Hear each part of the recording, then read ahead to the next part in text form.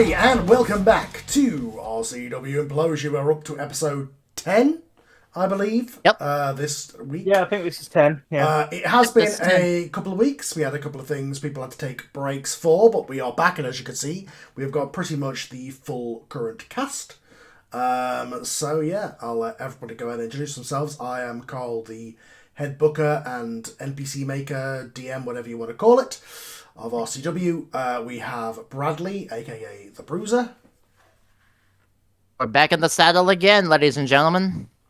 We have got Kim, aka Jack, who has newly turned heel on Bruiser, who is his co-tag team champion. So that's father-in-law. Because he's sleeping with my mother figure. Mm-hmm. Hey, father-in-law. Hey, listen. The heart wants what the heart wants. So do the loins. We've got OJJ, aka Onyx Adams.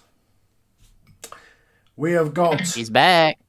Rob Book, aka Travis Knox. Call me 2010 punk because this fire burns. I'm almost tempted to ask you, Rob, drop a little Dusty Rose on him, baby. We have got The American Dream, baby, right here. one of the best voice actors we've got on the fantasy shows. We've got Ross, who is playing the Freak. Hello, hello. Nobody's bag is safe when I'm around, apparently. No. Coming to us in portrait mode this week, it looks like. Oh, yeah, I had to use my phone. Sorry. No, it's all good. The quality's fine. And we have got the new surprising babyface, the veteran Lord Oliver Sterling, played by Tom. Yeah, I created a character to be a obvious heel. Spent the entirety of the first episode misgendering and being homophobic, but yet you guys fucking love me. What the fuck is going on? You are wrong. Am I so out of touch? No, it's the children who are wrong. Both not on me. screen and backstage has become, one of the locker room leader. Locker room leader Locker room leader. We all nominated him. When Oliver Sterling becomes president of the United States and closes down all your gay clubs, it's your own fault. You did this. You did this. Well, I don't think we need Sterling these days for that at the minute. But anyway, Nope. With that said, we'll go ahead and That head is way too small for you, Tom. My head is too big for this hat, but this hat was cheaper. So that's why I just hold it. One of those. That looks like one of those random New Year's Eve hats. I'm not gonna lie. With that said, we shall get started. We are backstage at the Universal Studios studio where we are recording the episodes now. We had 2 episodes in the can last time. The third week we took off for basically a preemption. That's the word I'm looking for. Where a dog show was on instead of us. Of course. Yeah. So we were preempted for that. Oh, yeah, week. one of them dog shows. We are back now this week, and a couple of surprising faces. Travis is back from his suspension because it has been 3 weeks. He is back from his suspension where he took the fall for the whole Ektor fiasco. And we also have Onyx Adams here, has turned up for the first time since we moved to Florida, obviously having found at least a travelling situation to get here this week. So yeah, I'll leave it up to you guys as to what you guys want to do backstage before the show. Well, if I can chime in for a second. Uncharacteristically a freak, definitely going to make a show of trying to be a little more social backstage and welcoming Travis Knox back. Because I'm pretty sure any money I've managed to get over the past couple weeks has been sent his way. Well, we are an independent promotion, so you're not locked into a contract, so Yeah, we took him over at FCW for he matches. was able to do matches elsewhere. He just wasn't able to work here. But Like I said, FCW took in Travis Knox because they thought the shitting in the bag was iconic. They're like, yo, the hardcore scene wants you down here. Let's go. Come on, man. Sterling, over the past 3 weeks, did what he's often telling people to do. He went home, and he did a few British indies because he's been secretly molding. He's been on the quiet molding the son of a old friend of his, who has actually flown over to America to just be around the scene, which is the character I'm adding as a sort of side piece to what I'm doing. Casey Edwards, who is a young Oliver Sterling and the son of other people. Not a good idea. Yeah, well, he's there's a long story that Sterling will eventually tell the boys, and I'm not going to tell the people until Sterling tells the boys. About his friend who is the father of Casey Edwards. So we'll get to that story eventually, but for now, just be aware that Sterling has like a young apprentice essentially tailing him for this week's episode. so he's come back with you from England. Yeah. Okay. Yeah. He had a tag match on a British indie show, and he had a mystery. He did the whole mystery partner gimmick, and Sterling basically wrestled in England for the first time in fucking years, and did the whole returning legend angle at like a village hall in like Leamington Spa or something. That's a reference that you and nobody else will get. I know it's a strange stop sometimes. Yeah. Onyx, what have you been doing for the past 3 weeks? I imagine moving. Yeah, Florida is not really wasn't really on my hot spot to live, but gotta work. And especially, people with the darker skin tone like myself don't really like the heat. So I know Florida has a whole bunch of bugs. I don't like bugs. So Oh no. yeah, it's a little swampy, but yeah, it's been a little hectic for the past couple of weeks, just trying to get in and get settled. But I'm here. After all that, and Yeah. I mean, it's like a little bit of a culture shock, but like I said, Does anybody want to welcome Onyx when he walks into the locker room? Oh yeah, Jack does. Jack 100% welcomes him back. Thank you.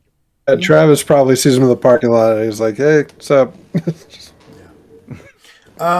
Noticeable by Sir Charles Ektor and Axel are not there at the minute.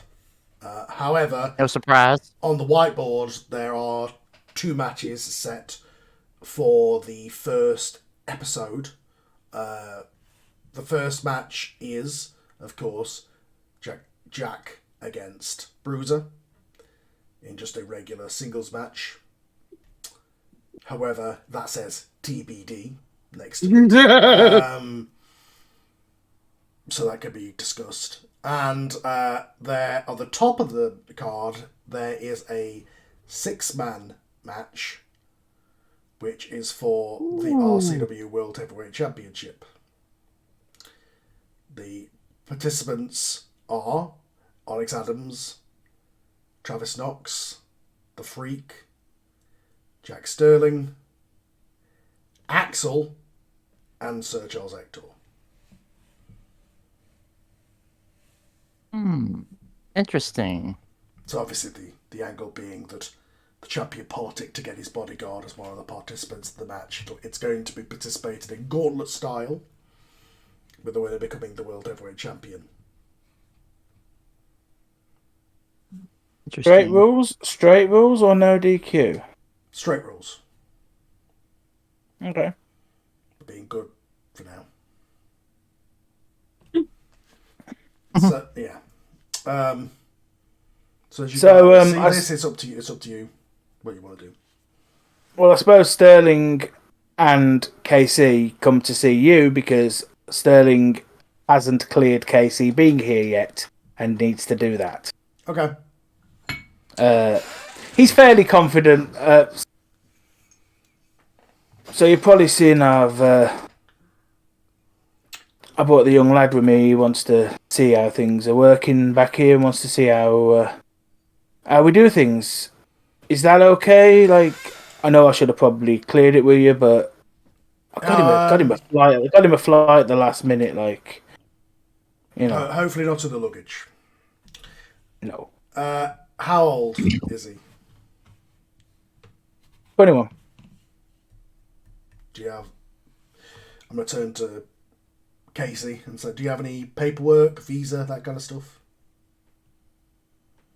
Haven't got it sorted yet, but Well, he can't work without a visa. Working on it.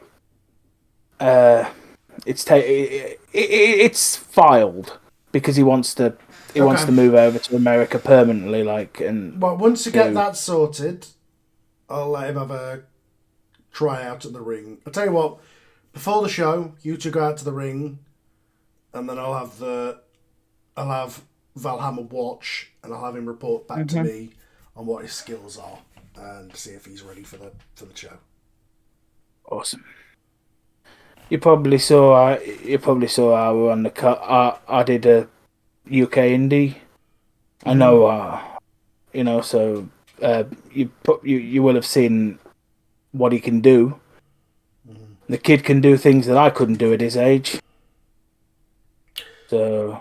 Also, Sterling, you might have noticed that Onyx is here. Right. You might want to go and talk to him and apologise for that last match because you completely sandbagged him.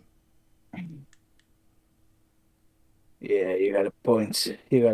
I was in a. I said to look defeatort. I didn't say to completely tank the match, and he felt like you completely tanked the match. So you need to probably get. Yeah, I'll sort that with him. You know, I was in a place back then. I wasn't. Hopefully, you can be in a better place going forward, and maybe one day I can trust you with things like championships. Yeah, you absolutely should put it on Adams, quite frankly. Yeah, that's the plan. But I'd go and talk to her about it because. Yeah, I know. I'll go and take care of it. Okay. Just for certain purposes, and you might hear it sounds creaking in my room. It's not me farting; it's this old chair. Oh. I'll move and I hear. It is. I was like, wait a minute. Did this guy have something spicy for dinner? Is he letting it rip? Also, Discord's noise cancelling is ridiculous. Like, if you do anything except the voice gets cancelled out. So. Yeah. Unless you're my cat. Yeah, that's true. It's this old chair. Mm-hmm. Yeah. Oh yeah, mine gets picked up on the mic all the time. Yeah. So yeah, what does anybody else want to do? Travis wants to go up to the booker since it's my first show back, and I'm just gonna be like, "Good to be back." So, 6-man for the title. How, like, you want me to go in, lose, move on? You want me to do something to set something up? I mean, well, there's several sort of feuds. The plan for your feud, as originally planned, until we had the whole moving and we had to wait for Onyx to come down, was you and Onyx to have a program. So we're probably going to continue with that down that road.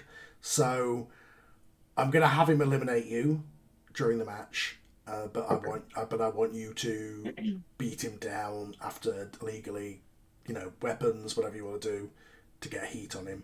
The idea is obviously he's the good-looking new champion. you feel like you're disfigured with this Doctor Doom type thing, so he's a natural target. It's kind of the Mankind, Shawn Michaels sort of deal. Okay. Yeah, I can do that. Okay. Yeah, sounds good. Okay. Have you seen Freak, by the way? Yeah, he was here at a moment. I saw him passing by not long ago. He's here in the building. Okay. Oh, I believe.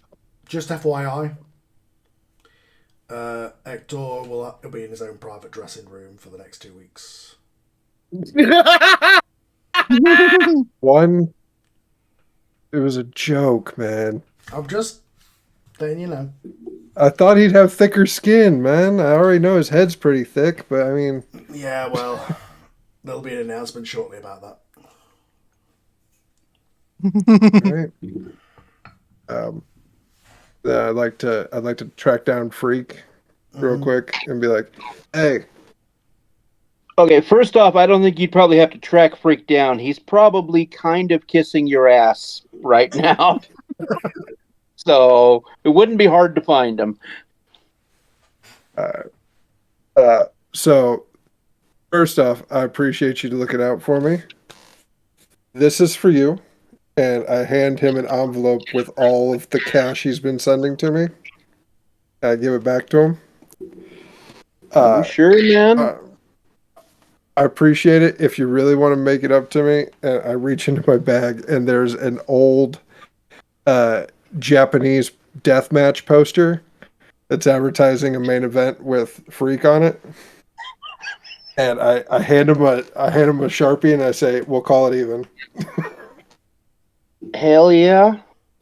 Well, not just sign it, but oh god, let's see. To the bravest, most, and I'm writing in air quotes on this, honest worker I know, the Freak. Perfect. Raven.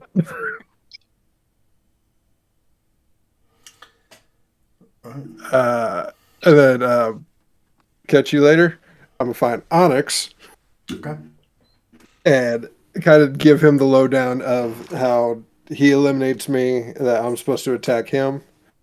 And just like, hey man, any ideas for you? Like, you want to do a chair shot? You want to whatever you want to do. You're the one getting hit. So.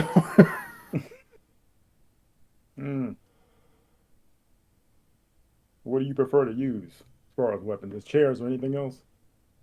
What's your pleasure? I'd like to avoid fire for the most part, for obvious reasons. Yeah. But yeah, from across the locker room. I didn't fucking mean it. You're good. Yeah, you did. Do you have like a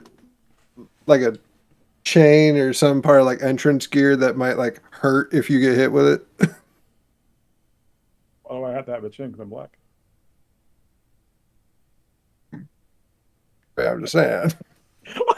You beat me, I'd grab it and just... No, I'm just... Make it work, man. Like I said, you're the one getting hit. Let me see. This is go with the old school chair, man. Chair. Yeah, you got it. All right. See you out there, man. Bruiser, Jack, is there anything you want to do pre-game? So real quick, Riley wants to go ahead and join. Is that okay? They will listen in on mute. Yes. All right. Because I told them, we're in the middle of a scene. Don't want to interrupt. Just hold on so that way Tom has an edit point. Because that way I can introduce. All right, everyone, this is Riley. They are going to be our Nia Jax. Nice. Hello. Hey, how you doing? Hello. Hi. I won't use that. Welcome to the craziness that is known as RCW. Yeah, welcome aboard. Hello. So, okay. Is there anything that Jack and Bruiser want to do before we go into the show? I mean, we got to discuss what TBD what the match is. Yeah. And what TBD is. Because, I mean, we made a specific request at the end of the last episode. Mm-hmm. So you want to come? So- you want to come to me? Or Yes. Okay. So We're coming I to you. do want to say within these 3 weeks for Jack, he went back to his old stomping grounds at FCW and became their inaugural Violent Champion. So he has a new belt that he wants to show off nice. because he's proud. He loves his old stomping grounds and all. Not to mention that their world heavyweight is his partner. And pretty much essentially shaved it off. It's already growing back, and you can see the curls starting. You have a complete skinhead now. No. He when he butchered it, essentially he had to buzz it to fix it. It's already growing back, and you can see the curls starting already on his head. And he is getting more tatted up because he is that idiot to start tatting himself up in the middle of death matches. So essentially, you see on his left arm, it's like a mix of vines and flowers, which he does have a orange on his hand because that's the Florida symbol. But that's what he's been doing in the past 3 weeks. Is he's been back at his old stomping grounds, got an inaugural title there, and all that. But yes, he is coming to you to the Booker. So in these 3 weeks, Bruiser actually got a phone call from his old mentor, his namesake at BWF, Bruiser Wrestling Federation in Richmond. And they asked him to come back because there was a situation going on with their world champion and they wanted someone to carry the belt again. And so now the Bruiser went over there, he competed, and for the 3rd time, he has the BWF World Heavyweight Championship. Everyone's giving themselves titles off screen. well, if we're just doing this for the story. From Carl. I asked Carl too, so he's fine with it. So I'm joking. And yes, Nova was very happy to see her man get the gold again. So he got permission from the company to show up with the belt to show it off, and plus he's kind of altered himself a little bit. Where his hair was normally long to his shoulders, he's done shaved it into a Legion of Doom mohawk. Like what? Like animal or hawk? Hawk. Right. Yeah. Okay. He has the mohawk and the little sideburn things on the side, on the very back. Like the long mohawk. Yeah. Yep. And he had like the full goatee. But he's done shaved that into like a little mohawk straight down the middle as well. Yes, Nova 100% hated giving that haircut. A certain individual is not happy for the way that he did that because someone likes his long hair. Yes. And so both of us are pretty much coming to your office, knock on the door. All right. Whoa, Bruiser. Wow. Yeah. Don't ask. It's what I'm working with right now. I mean, yeah. Kind of asked you the story. Like, he shaved his own whole hair off, and I figured I gotta change my look up a little bit. You won your belt from a lawnmower. It's fine. Yeah. So, what's this whole thing with TBD? Well, you guys wanted to do. We don't want to have the blow off. Obviously, this is going to be sort of the start of the feud, so we don't want to go too crazy to begin with. So in my mind, it was going to be a regular match, but you guys wanted to do something a bit more. So I wanted to talk to you guys about that. So pretty much what it was just going to be like a pretty much false count anywhere street fight. We fight all over the arena, and Nova has agreed to be the special referee for the match. She would just follow us around and just try to count the pinfall. Okay. And basically, I only had one small request for the very end. You remember how Edge and Matt Hardy ended where they went off of the entrance stage, and it ended in a draw? Yes. Have a spot where it's gonna end where we both knock each other off the stage, we land on some tables, both our shoulders are across each other, and Noah just counts it and ends at a draw. And people are wondering, what does this mean for me and him? Right, Pretty like much double pin. Like a double count out kind of thing. Pretty much like a double pin, yeah. Oh, a pin? Or you mean like a last man standing sort of two? No, not last man standing. She has to count the pinfall. Right, so you both put your arms over each other. Pretty much where we land, both of our arms are over each other and nobody wins, pretty much. Okay. That works. Just don't, just make sure any weapons you use aren't, like, I don't want to see any blades, and I don't want to see any fire. Is it alright if he staples my face? Staple guns is acceptable, just don't overdo it. But just want to give you a heads up, Mr. Booker. There may be at some point in the match you don't want to be standing so close to this door. This door? Yes, you're off the door. Are you coming back? Well, I mean, I'll be at all damages. I'll be at Gorilla, so, but yeah. We'll pay for the damages, but yeah, the door may be speared through, the desk may be split in half. We're renting this building, right? I don't own a shit. Like, we won't get a deposit back if you... I'm saying I'll pay for all of it. Don't put any holes in the walls. We won't. We just might destroy the door and the desk. Okay. That's about it. So long as you tell the studio that you'll pay for the replacement door. I already did. We've already taken care of it. We'll handle it. All right. All right, cool. Later. Cool. So Jack is going to go back to the locker room, and he is going to go to Travis and clasp his hands on his shoulder and just look at him and go, "You scared him so bad that he is tucked like a dog in between his legs, the tail between the dog's legs, because you shot in his bag."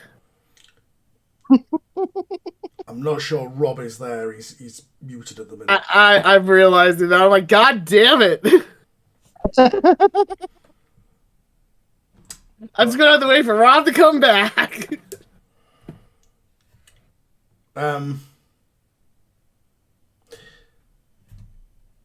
Do we... Oh, hang on.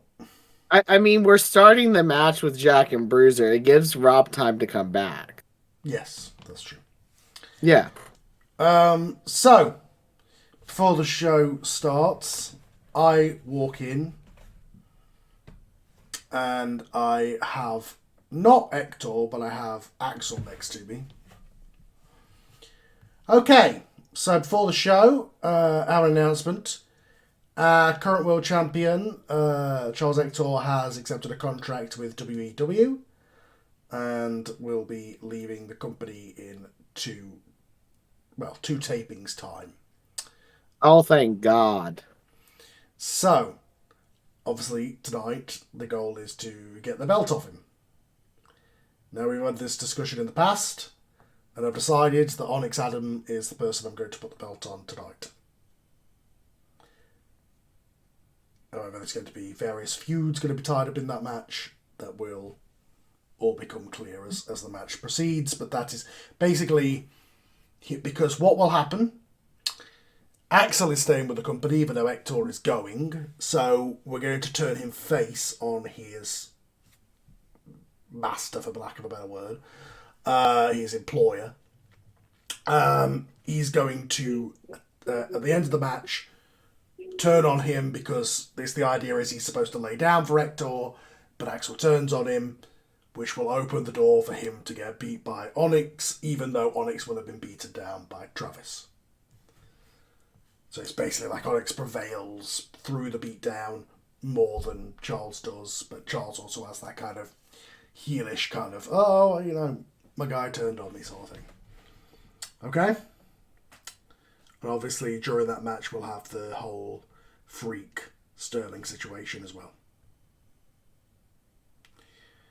Any questions? Right. Well, have a good show. Let's do this. Yes, sir. So, we open the show with Ray Arden in the ring. Ladies and gentlemen, welcome to RCW Implosion. Our following contest is a Falls Count Anywhere match, and it is scheduled for one fall. Interesting first. One ball.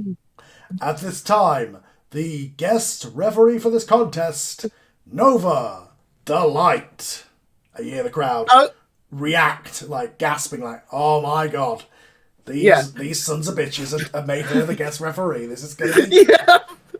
So, I had to think on on a scale of 1 to 10, how draggy was I gonna make Nova for this? And I think I'm gonna do a Lady Gaga impersonation type referee costume. Essentially, me going to the archives of Telephone. If you watch the full 9-minute movie music video version, where she's in jail, the black and white costume essentially is what she's wearing, but a slimmed version down. And she her wig is down as well to look more natural hair and a very natural makeup look. Because she still is like, I'm not going to put a lot of effort into makeup because I'm going to get hit at some point and I'm not dealing with that. But that's essentially is how she is dressed, as like the Lady Gaga music video Telephone. Oh, wow. Yes. Listen, if she's going to guest referee, she's going to look stunning while doing it.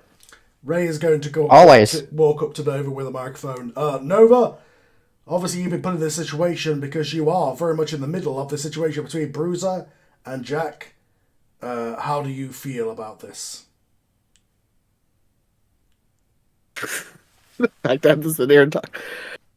So let me ask a real quick question though, Carl. Mm-hmm. And this is as a... Oh, that's the wrong character sheet. Hold on. And this is because of Nova as a manager. Mm-hmm. She has the feature Mouthpiece. Speak for client, and then they can roll your stat for any normal moves. Okay. If Nova is speaking, who gets the I would say advantage in this match, she is not a manager, she's a referee, so she's speaking just for herself, so she can't use that. Okay, I wanted that clarification. On this occasion. Yes, I just wanted that to be clear, because I'm just like, because she's not done any advancements because Nova has not moved up on anything. Yes. Nova just stands there and just like, Jack was right. We should have told him at the very beginning. But as we saw by his reaction, that's why I was so scared too. Both Bruiser and Gentleman Jack are right on both of their ends. And it just sucks that I'm stuck here. It really does. And I don't want to take either side, so at this point, I might as well just be the one who calls the match. Because... Are you planning on calling it right down the middle? I'm going to have to. Like, one is the love of my life, and the other I've known for about 15 years. I'm going to have to be unbiased in this entire match no matter what. Cat, please stop hitting my arm. That's very weird that there's a cat in the ring, but yeah. Okay. Well, with that said, and introducing first from Richmond, Virginia, it is the hardcore medic, the Bruiser. As soon as the music hits, he has a brand new theme song for this. I'll send that to Tom later. But the lights it's not his typical EMS style entrance. It's just like it's suddenly a heavy metal beat. Think of Disturbed, a heavy metal beat from Disturbed. And the words, you can just hear it. Go. Let it all out. These are the things I can do without. I'm talking to you, so come on. He walks out. He has the 2 belts draped around his neck. One is the tag team title belt, and the other is the BWF World Heavyweight Championship belt. The camera looks at it because it's never seen it before. It just goes like this 3 times. Let's go to work. And you see he then pulls off his stocking cap, revealing his new hairstyle. Of course, the crowd is going like, holy shit. But then the camera goes to Nova, and I'm sure she's like, why did I do this? Like that. He makes his way down to the ring, slaps a few hands, gets in the ring, holds both belts up, takes them off, walks to Nova, makes sure that the camera's looking, brushes some hair behind her head, pulls her in for a kiss, and pulls away. Yep. Pulls away, the camera's close enough to where they can see his lips move and saying, Ti amo, Marina, and walks to his corner. And his opponent from Jacksonville, Florida, it is just Jack. Jack! Oh for God, God's sake. the fact I just went into a fucking little ghost thing there. Oh God, kill me. So the advantage here, Jack is from Florida, of course. So he has a little bit of a hometown advantage with the crowd. So for this, what he did is he's taunting. He is going to be taunting with this. Okay. As he said in the last one, he's going to taunt. He's going to be a menace. So he does change his theme because he does have a theme that he used as a heel. The only time he is a heel, which for the story context, that's how Bruiser and Jack first met. Was Jack was a heel. They first met in BWF of all places. Yes. So what starts playing instead is a Wolf in Sheep's Clothes by Set It Off, the Reborn version, because it's been updated. And instantly, because of that song, when the first chord hits, there is a faint chant of Backyard Jack, because that's how that era was referred to. And he comes out still with his patchwork pants on, because that's just signature Jack at this point. But he has on a denim vest with a alligator stitched onto the back, and you can definitely tell there is blood stains on this vest because he did not wash some things in time. And he has back on his black cowboy hat. And it is to be pointed out that his shoes look a little newer. He comes out holding essentially both. Will you fuck off, cat, please? No, he almost. I'm not editing anything. I'm not editing it because I've got no clear edit points. It's all staying in. But he comes out both arms, like kind of like this, holding the belts, with the RCW tag hot lower while the ultraviolence higher. And he is standing there grinning because he can hear the Backyard Jack chants. And he just saunters his way up to the stage, and on purpose, he's making eye contact to Bruiser and Nova while lip-syncing the song. And there is a line in it, Jack be nimble, Jack be quick, Jill's a little whore, and her lies are turning tricks. And he purposely looks between the two of them as that line hits before he springboards himself into the ring. Okay. Well, as the bell rings, I'm going to roll. 1 to 3 will be Bruiser. 4 to 6 will be Jack. And it is a 6. Jack, you are starting to control as the bell rings. Which would probably be better, to be honest.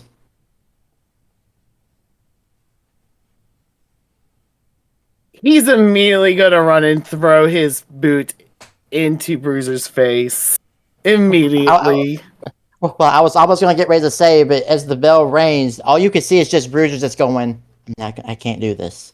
My brother, I'm not gonna fight you. I'm not gonna fight you. You're gonna go straight for like almost like a standing haluva kick? I mean, he's gonna have to run because Bruiser's bigger than him. Yeah, no, that's what I'm saying. Are you just like a running kick? Yeah, okay. Yes. Yeah. Roll a body for me. Okay, what's my body? Holy crap. 0.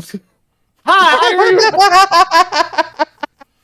This is my character sheet. That's someone who that's someone who takes their character sheet seriously right there, ladies and gentlemen.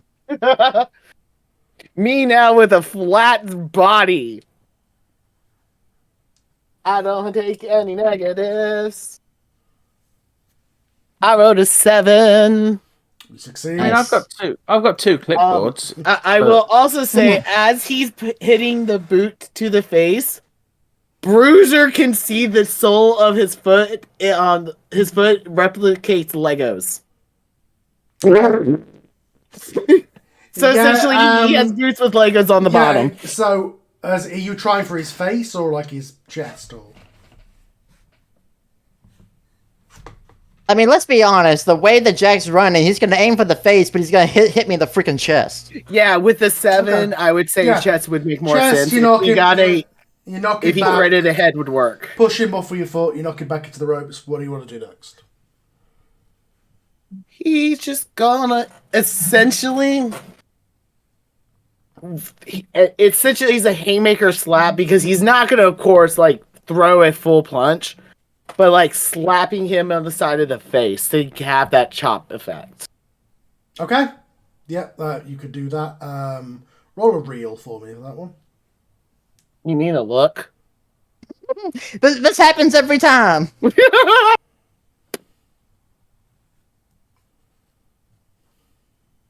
So I rolled a 9 and I have a +3.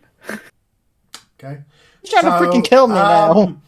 So yeah, for reference, if anybody is this is their first episode, Jack has a feature where he can roll real as look. So Jack, it's right here. Hold on.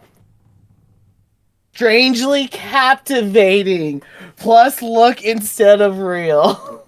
You manage to absolute slob an uppercut, snap his face.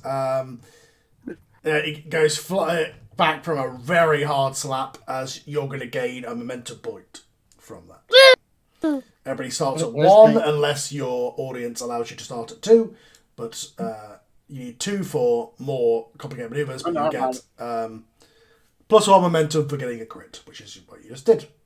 So the crowd like, oh, as you basically slap the hell out of his mouth as he falls backwards from it. Almost kind of stumbles, I would say, back into the ropes from how hard that shot was. So have I essentially put him like in corner ropes? Mm-hmm. Jack's gonna jump onto the middle rope and just start doing to his head repetitively, like a 10 count. Okay. Yeah, in the corner or the ropes? Well, so if Bruiser's in the corner, yeah, okay. Jack's gonna essentially like hop and spread his legs to get up to smack him in the head a few times. Okay, roll. Yeah, that'll be work. So 0. I took care of all my negatives and I rolled a 7. Okay. Boom, in with these 10 punches. Some of the crowd are catting along, but some are definitely booing you as you are the heel in this situation. Like, no, I'm not counting with you. Screw you, Jack. At that point, Jack's gonna hop off and just take a couple steps back and just do like Shinsuke Nakamura's come on and give control over to Bruiser. Okay.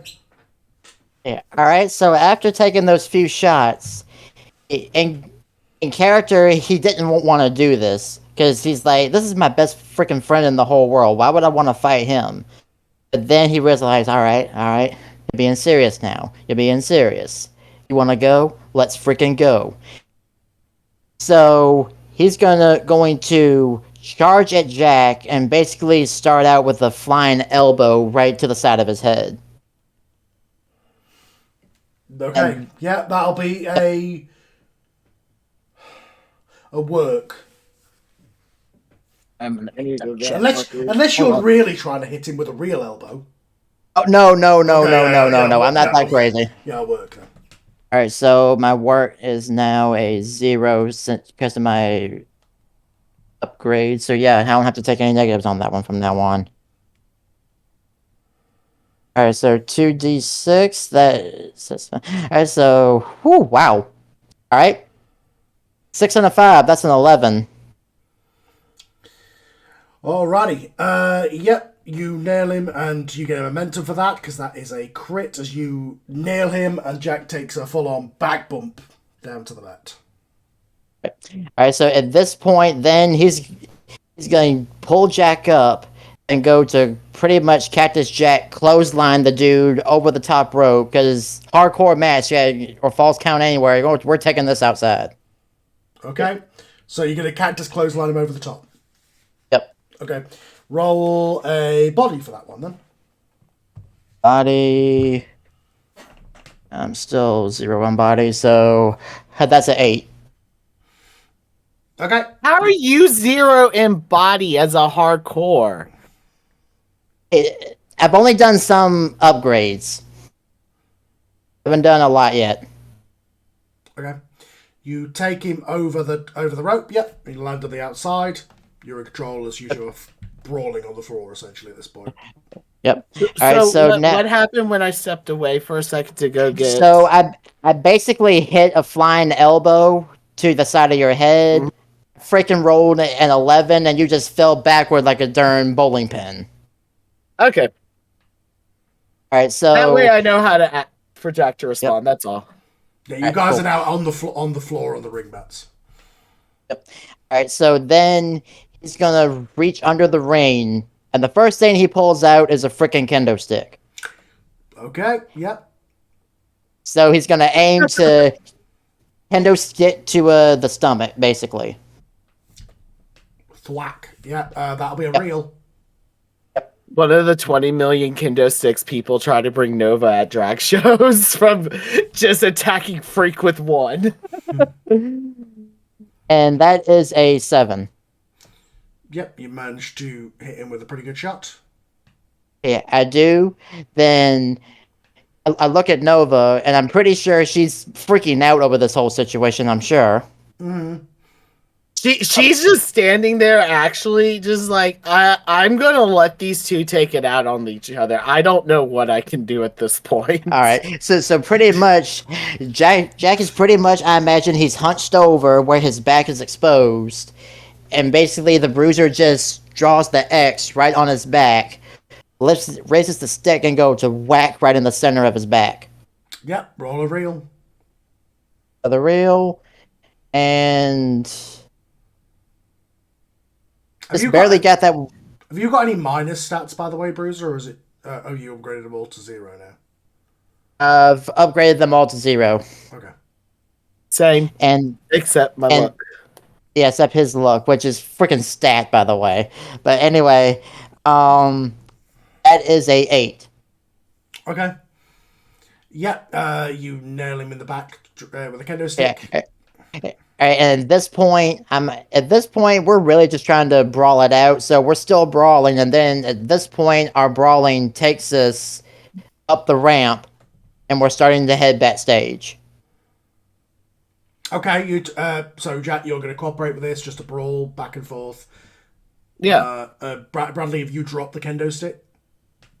Oh yeah, I've dropped the kendo stick at this point. We're still, no, better yet. What I've actually done is I've gotten the kendo stick to where I can get it around his head, to where like I'm like dragging him with me. Like it's pretty much like one of those situations where like a father dragging their kid to discipline him is like you're like let's have a little talk. The old wrestler thing of grabbing the hair and pulling them like here we go. Yep. But they're doing it with the kendo sticks. Yeah, so you lead him up the short ramp. To the tunnel and backstage. Yep. All right, so I'd imagine that we're pretty much in the locker room area where everyone. Well, in a minute, we're in the gorilla. You're in like the gorilla studio area, like gorilla, where you'd be just before you go out to the ring. Yeah, we're in gorilla. I'm still dragging him, and then at that point, give control to Jack, let him get some hits in. Okay. Oh no, we're fighting in the gorilla. Okay, Jack, you have control. You are brawling back and forth. Jack, you have control of what you want to do next. Oh, I'm low blowing. Okay, roll a ring. I'm doing a low blow. Like I'm playing a heel. Drop to your knees and do that, or you mean like a kick? A kick. Right. Okay. Yeah. Roll. Because that's going to be a little bit more easier for him to do. Yeah. What am I rolling? Real. Look, got it.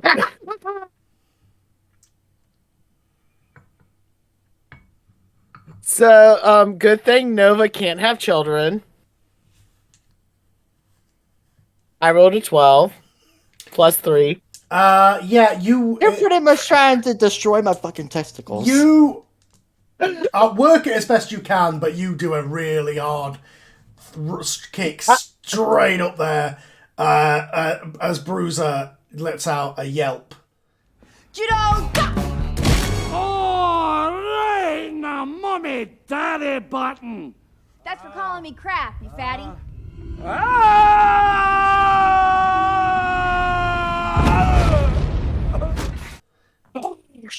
And crumbles from that. Testicular torsion, ladies and gentlemen. Yes! I know, I saw it! You should have won a cup! I will say, there is a quick, like, oh fuck on Jack's face because he did not realize how hard he kicked. Yeah. You're going to get momentum from that. And I get Bruiser momentum. If this was the 2K game, he would have the stunned thing above his head. He is completely immobile at the minute. Okay, so now I got 4 momentum. Already. So, just to get, because Jack, like I said, there's a quick look of, oh fuck on Jack's face because he realized he kicked too hard. He is going to try to get Bruiser to the ground so that way he can have a moment to breathe. Mm-hmm. So essentially what he'll do is he'll grab Bruiser, throw him like towards a table so that way he can go like this to get a second to breathe. Oh, shit. Well, Jack will look for a steel chair. Okay. Like one of the more fake ones. Yeah. So you throw him into the table. To be fair, in wrestling, most of the time, a steel chair is a legitimate steel chair. They never usually gimmick it. Oh, okay. I did not know because sometimes most of the time they don't use headshots. And most of the time, they don't do headshots anymore. They would literally go and grab like the ring announcers one and be like, you know. But yeah, you grab one. So basically, you knock him into the gorilla position table where all the monitors and that are set up, and you walk around and you grab one of the folding chairs from the wall, and you come back. Yeah. And he this time Jack's just gonna hit towards his back. Okay, shot to the back. Roll a reel. Yep. Look. At this point, I'm just not gonna say it because Carl's gonna realize. So that's a 9. Yep, that is successful. Whack off the back. And I assume at this point, Bruiser's crumbling even more to the ground. Mm-hmm. So I will low key say that the camera can somewhat see him, and he's like mouthing to Jack like, "Ease up, man, ease up." Yeah, you're already recovering. You're still recovering from that testicle shot when you get whacked in the back. Exactly. That's why Jackson's like, I'm just gonna get him to the ground. Yeah, Nova's obviously followed you to the back to count the fall if needs be. In the background, by the way, while this is going on, you can see a couple of these other guys stood watching from the locker room doors, watching this match going on. I can imagine the other guys watching this match. They're like, "Oh God, he's trying to kill the man." I will also say Nova seeing that essentially a donkey kick is what he did, would just be like, "Oh God!" At that point, she would actually react to that. Mm-hmm. And what Jack's gonna do then is, like I say, he's just trying to get Bruiser to the ground to give him a second to recover, because like I said, he realized he fucked up there. He is going to try to give him a moment. He's just essentially going to go take his head and just hit his head quote into the table, to that way he can also make sure like I'm not actually hitting it at the same time. Yeah, roll of which would you it'd be real, but for you it'd be luck. And this is one not trying to kill him. Remember, that's the only character I get. You can't freaking kill me. 8. Yep. Boom. Well, he's not trying to do it. Yeah, nail him off the table a couple of times. Yep. Mm-hmm.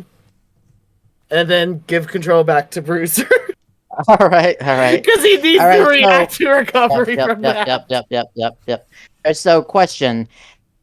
From Gorilla to be able to get to like the concession stands and all that, what would it take to get there? They are on the complete other side. Like, this is the backstage area. The concession stands would be through the audience on the Shit, I should have thought about that. Through the audience on the other side. There's catering. Okay, we're going into catering then. Yep. Yeah, I know what you're wanting. I'm just go to catering. Your head's down over the table. To take control, are you doing like the elbow to the gut thing and? Well, you know what? Since he went below the belt on me, it's only fair. Wait a minute, he doesn't have any, does he? Damn it! All right, so yeah. Into low blows. That doesn't work. I tried that on the first show. Okay, so hence to episode 0, which nobody will ever see. But anyway, so yeah, Sadly. I'm actually gonna do the elbows to the gut to get him off of me. Mm-hmm. Then I'm gonna grab the same steel chair that he used and basically just whack him on the back a few times to get him down the hallway. Okay, because, so you can hit him, make him walk forwards through the halls, past the locker rooms where all these guys are looking out, yelling, do whatever they want. As you walk down. Okay, so roll a reel then. All right. Okay, that was a 7. Okay. Hitting him down the hall. All right, so we're pretty much gotten to the catering area. We passed the locker room. We're in catering. So, what does this universal catering look like? What are we? It looks like a school cafeteria. That works. Perfect. So, perfect for what? So basically, what I'm gonna do is get Jack behind the actual area where all the food and everything is. What, into like the kitchen? Yes. Get him to pretty much where like all the food is being served. Okay. Yes. You're fighting him all the way. You've dropped the chair at this point. Yeah, I've dropped the chair. We're brawling. You'll find him all the way into. You find him knocking him into the kitchen. There is somebody in there in like a white chef's hat to like drop some stuff and it's Chef Michaels. Yeah. drops a pan and runs off. All right, so I will pick up said pan and just go to bam right in the center of his head. The pan that he was just cooking with. Yeah. Oh wait, he has stuff in it. Yes. Well, okay, so that's even better. Even better. No, it's not, is it? Depending on what it is. It is a pan of boiling water with hot dogs in, is what it is. Do you want to take it? No. All right. That's boiling water. That, I'll be Travis Knox 2.0. No, all right. So in this case, okay, I'll lay out the kitchen for you. They were working on boiling some hot dogs. Next to that, please stay away from it, but I'll describe it in case you do want to use it. There is a deep fat frying station for the fries that is bubbling with the cages that you put those in. There's a grill that's on, which has a couple of sizzling burgers on it and is on. And anything with water, anything with regular water. There's a sink that's not turned on. Stay away from fire, he says. Here's where all the burning things are. Carl, you do this to yourself. I didn't. Bradley said they fired into the kitchen. So you guide them to all the shit that's on fire. No, they guided themselves to it. They said they fought into the kitchen. What else would be in the kitchen? Says the one who had an oxygen tank next to an open fucking flame. Decided against it. Yeah, all right, so he's just gonna grab something random, which happens to be I think a set of tongs you would normally use for the deep fryer. But thankfully, they weren't in the deep fryer. You got them off the rack. They weren't used. Yeah, they weren't used. Grab them off the rack, and basically just gonna, I don't know, grab a part of his face or grab a part of his nose, just like. Got your nose. Got your wallet. No! Like retching them on his face, basically. You're gonna tongue his nose. I was gonna go below the belt, but he doesn't have you know what. Okay, so yeah, you roll a reel for that then. Okay, I got a 10 on that. Wow. Okay, remarkably, you're going to get a momentum for that as you use this set of tongs on Jack's nose. Does Jack have any piercings? No. Wrong one. All right. Well, then at this point, just go grab him, throw him towards the sink, basically. With the tongs on the nose? Yes. Okay. Yeah. You throw him in towards the sink. Okay. Hey, all right. He's pretty much hunched over. Turn the sink on. Ice cold water down the back of his head. Pretty much like, you need to cool off, man. You need to cool off. Okay. This match is taking a comedy turn at this point. Yeah. Okay. You give him a head shower with cold water. Yep. And hopefully it can actually fill the sink up enough to where it looks like I'm actually like trying to dunk his head down into it, pretty much. The idea is that you're looking like you're trying to drown him, is what you're saying. Are you putting the plug hole in? Yes. So the sink will fill up with water as you are. Yep. Okay. I want you to roll a work to see how well you could pretend to drown Jack without actually drowning him. Can I hold my breath? Well, yeah. Yeah, Jack can hold his breath to help. Okay, yeah. What are you rolling then, Bruiser?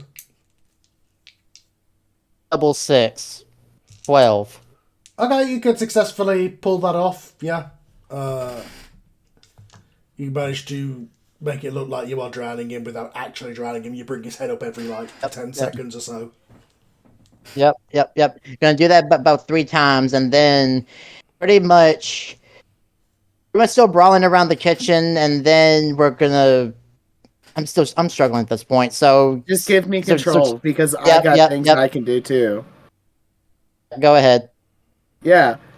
So to break free from this, Jack's just gonna throw a fist backwards to smack him in the face. Like legitimately? Or more like that. Yeah, but like a legit punch or a working punch? Working punch. Okay. Yep. You can counter. As you take control. That's fine. You're knocking back. And then Jack's gonna grab him, flame his head into the sink. Mm-hmm. And is You're there right a back to box me, of basically. pasta anywhere? There's a pantry to the left. Yeah. Jack wants to go find some pasta. Okay. You Like find uncooked Cooked pasta. or raw? You find. Cooked or raw? Raw. Yeah. Okay. He said uncooked, so yeah.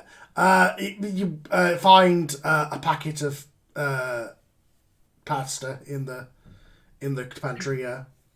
He's gonna take the pasta out, go over to Bruiser, and start jamming it into Bruiser's head. Pretty much like those little steaks. Yeah.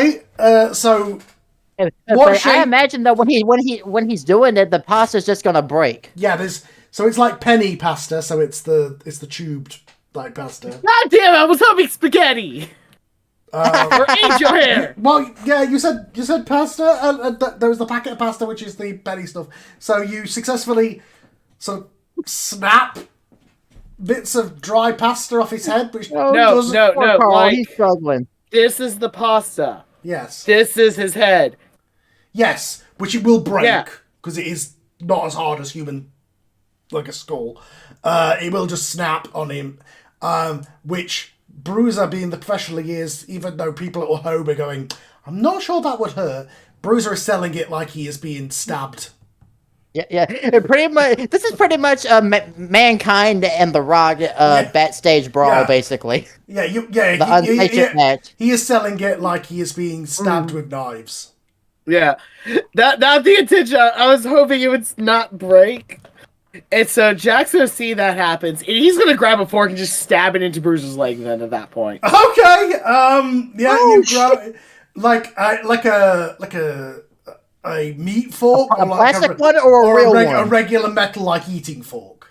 a regular eating fork, A metal one or a plastic one. which would be easily to grab in the kitchen. Metal. Yeah. Okay. Kill Roll me, your real / luck then.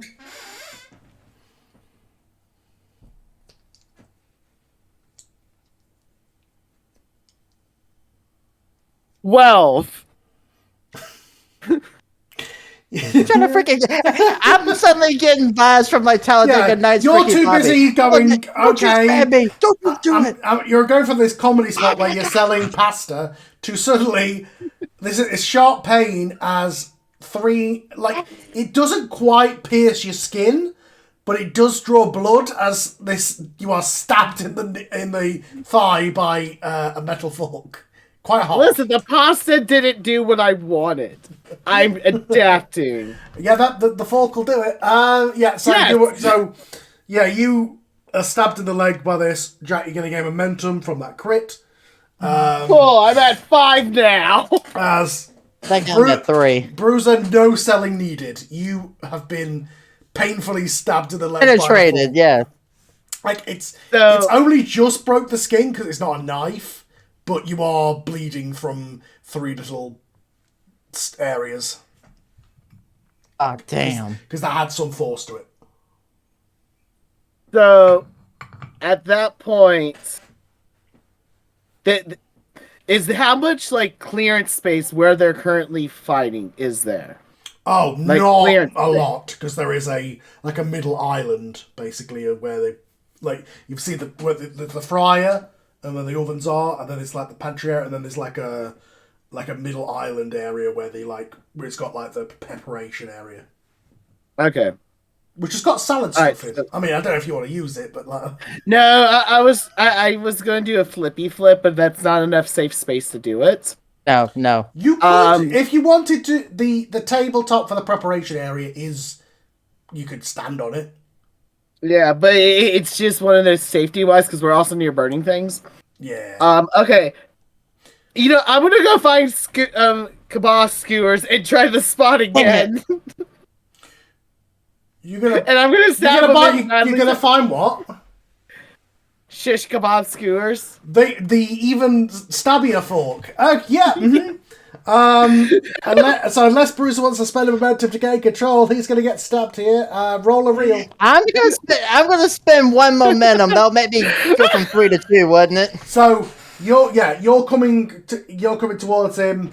We're going to and stab him in the head. At this point, Bruce is like, no, and you reach out and grab the thing. Like in your head, you're like, I'm not taking that spot, and you kick him. You like grab the fork, kick Jack in the gut, and take control.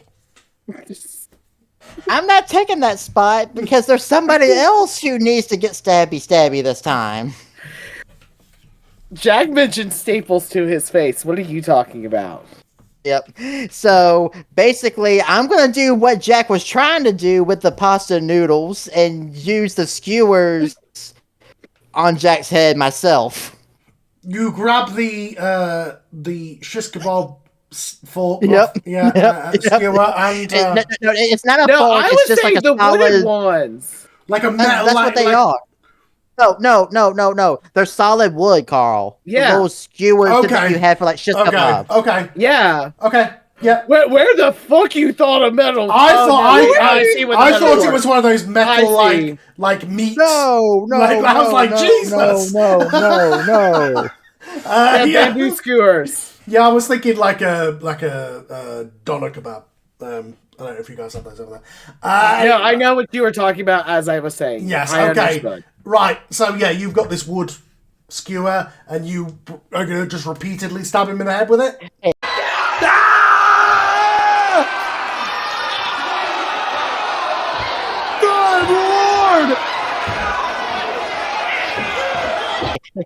Hey, I'm pretty much just going to like hold him by his head, stick him in there, and just go bam, bam. Roll a reel. I think I saw this spot in Wembley. Me who knows it from GC Dub. That's a 9. Yeah, you managed to do it. It doesn't like do the John Moxley where it like but it does successfully draw blood from this. Yep. All right, so I want to say at this point, Nova looks mortified by all this. Yeah, she is standing. Okay, so if the kitchen is open to the cafeteria area, the eating area, she is stood at the other side of like the cooker with like the window, like looking through like the opening for the window. Like you're gonna see her face in the background of the other side of the cooker. Yep. All right, so at this point, he's gonna like try to get him down to the ground so where he can make the first pinfall of the match. The first attempt. You throw it to the ground. Is Nova going to count? I don't have control over Nova's actions in the rings, remember? Okay. Nova runs around, goes, okay, thank you. 1, 2. I take it, Jack, you're going to kick out? Yep, Jack kicks out. Yeah. Wait, hold on. Right. Do you have me on my stomach? No, on the back. No, I have you. Why on your back? Because you can't. Okay. You can't get pinned on your front. I just had to get. My brain thought otherwise. I was like, wait, hold on. Why am I getting pinned on my stomach? Like that's where my brain You are was. on the greasy kitchen floor, and there is definitely a greasy substance on your back from being thrown onto this floor. Like Jack gives a fuck. Exactly. Like he gives a fuck. This man's a backyard wrestler. Low key think of that of those vines where the dad's like, "Do I look like I give a fuck? I look like I give a fuck because I don't." All right, so at this point, then he is going to attempt to. All right, so we're going to get out of the kitchen, brawling out of the kitchen, brawling into the eating area, and where Bruiser's going to throw Jack. The circular tables with all the plastic chairs set around them. Yep. So Bruiser is going to throw Jack on top of one of the tables where some people were at, and I'm sure they're scattering all over the place. Yeah, and Bruiser, he's just gonna do a whole thing from Dwayne, pretty much that The Rock and Mankind did. He's gonna pick up pretty much just a random person's cup of coffee, take a sip of it, and he's like, "Oh God, this is horrible," and like throw the hot coffee right at Jack. Into his face. Okay. Yeah, roll a reel. Hey, you tried to stab me, man. What do you expect? I stabbed you twice. 8. Yep, got an 8. Where Bruiser throws the coffee in your face. Luckily, it is lukewarm coffee. But that's why it tasted horrible. But you could choose to sell it as boiling if you want. Yes, he's gonna sell it a bit. Mm-hmm. Jesus Christ, this man didn't there's even only have a degree in like theater. there was only one occupied table here because obviously most of the people are in the locker room and working or producing the show at this point. So you deliberately went over to the one table that had people on and interrupted them, even though they had other tables to work on. So yeah. Yeah. All right. So what else is on the catering table that's inside on the table? cafeteria? There are 4 plates. 2 of them are empty. The cutlery and a couple of glass drinks.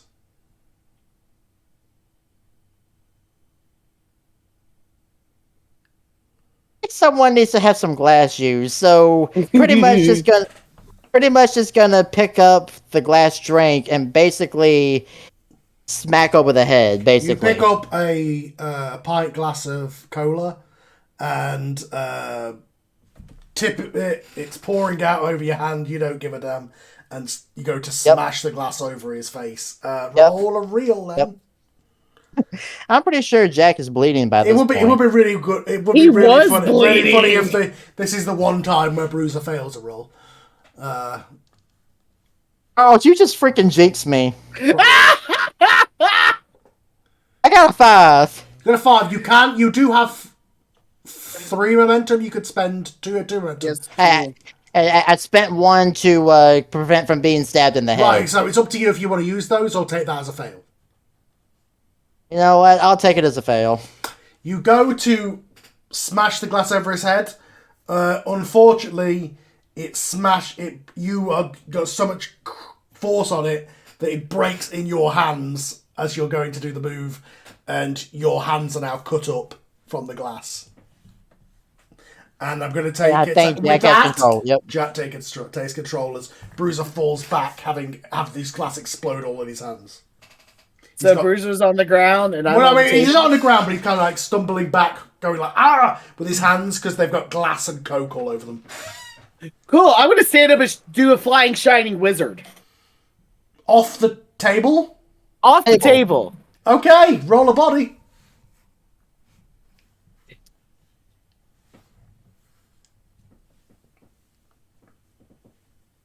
So that's a 6. I am gonna spend a momentum to make it 7. Yeah, you successfully. I have so much momentum. You run over. You knock over some of the food and the drinks that are on the table as you come off. You hear the shining wizard off the table as you both fall to the carpeted floor. Lightly carpeted. As this happens, you're going to get a signal from Nova that start heading back towards the arena for the finish.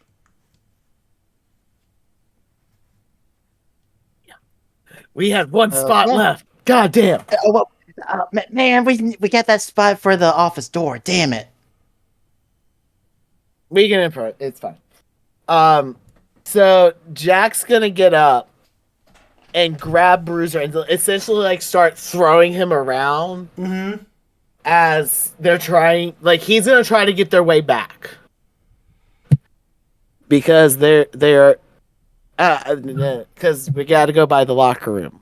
There's an idea. You start flying towards the corridor. As you come out the cane area, it's towards where the glibberton is. Off to the right is the corridor where the locker room is. So it's like one way gorilla, one way corridor. Yeah. Locker room. Yeah. All right. So what Jack's gonna do is he just wants to throw Bruiser like into the wall where the corridor forms. And quickly run to the locker room, grab his staple gun, and From come the back locker out room? with it. How far is the from the corridor. Well, Like, no, how far? I'm saying you could do that, but why have you got a staple gun like in your bag? His medical bag. Oh, I'm grabbing it from Bruiser's. right. You knock him into the wall. You run into the locker room, where a bunch of these guys are like cheering or booing, whatever. And you run to a medical bag, open it up, and take out a staple gun. Okay. Staple gun. At this point, I'm going to say Bruiser is coming into the locker room. He's recovered a little bit. He's walking towards you. Yep. Jack's gonna smack him across the face with the staple gun first, just like a physical object blunt. Roll a reel then. Fuck.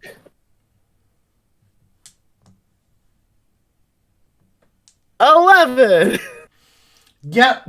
Boom. Steady. You not only do you hit him, but some of the staples fly out of it, making a good visual. So he's gonna hit him and start kicking him back towards the gorilla with it. Yeah. And you're still holding the staple gun? Yes, I'm still holding the staple gun. Mm-hmm. Because Jack made the comment, "Are you fine with me getting stapled?" So he's getting this prepped and ready for Bruiser. Pretty much. He's gonna smack him again into the gorilla. And I'm actually gonna say Jack, instead of rolling Jack, I want Jack to purposely miss. Okay. So that way Bruiser can knock the staple gun out of his hand for him to have it and give control over to Bruiser. Bruiser, you have the staple gun. I have the staple gun, and thank you, Kim. So I have the staple gun in my hand. It's a little bit bent up a little bit, but it still works. So basically kick to Jack's stomach, few smacks on the back of the head with the staple gun still in my hand, grabbing whatever hair he has left on top of his head, pretty much going like, "This is going to hurt me and your mother a lot more than it's going to hurt you." But to staple him, I'm going to do 3 times. Bam, bam, bam. Roll a reel. Jack, who's taken so much worse already tonight. That was a 11. Yeah. You successfully staple them directly into his forehead, getting momentum. Not only do you staple them, they don't move. They are stuck into his forehead. Oh no! Alright, so I'm assuming. Alright, so I'm assuming at this point Nova's telling us to get back to the entrance ramp.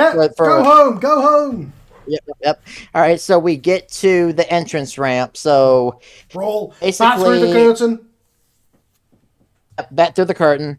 We're at the entrance ramp, we're still brawling, and then I'm going to attempt to use a finisher to try to get him, or a signature move to get Jack groggy to where he's groggy against the edge of the stage. So I'm basically, since I can't go off the top rope or nothing, I'm basically just gonna go for a 2-handed choke slam. Which will get him on the ground. I'm trying to... Shit. How am I gonna do this? Just fight him. Just hit him in the head and we'll kick him off. Yeah. Oh, yep. That's all I'm gonna do. I'm just gonna be banging, just getting him groggy on the edge of the stage. He is on the teetering on the edge of the stage. Yeah. He's teetering, but he hasn't fallen yet. Yeah. I managed to step back, just wipe some of the blood out of my face. I can see Nova. She's petrified by everything that's going on, I'm sure. Oh yeah, at this point he's the camera. Nova, what she is going to do, she is seeing a look in your eyes, seeing what you might be attempting to do. She's going to run in front of you and hold her arms out, going, "No, don't do it, don't do it." Then basically, he's just going to look at her and go, "He has to learn." Camera can see me looking at Jack and just sees me mouth the words, "I'm sorry. I love you. And just charges, spear off of the stage through to some tables. You're taking and knocking Nova out the way as you do this? Yes. I gently push her out of the way, then charge, bam, right off the stage. Okay, roll.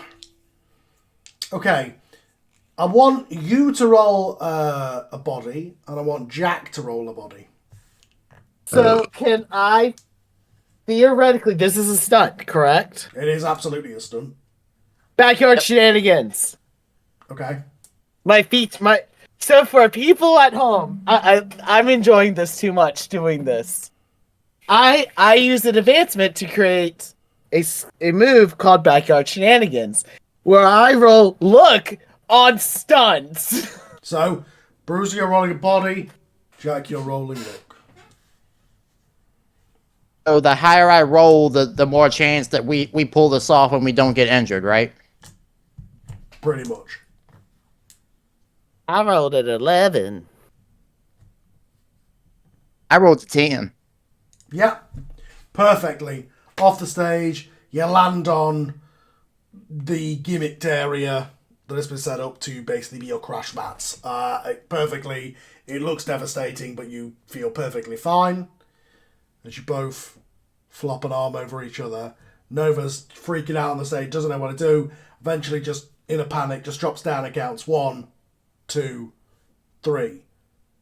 Calls for the bell, and then just looks at the ring announcer confused, doesn't know who she's going to announce as the winner. As there's just a couple of minutes of silence. The crowd is still going crazy from the stunt. They don't know what to do for a good 5 minutes as stretchers and are coming out from the back to get you guys to stretch you off.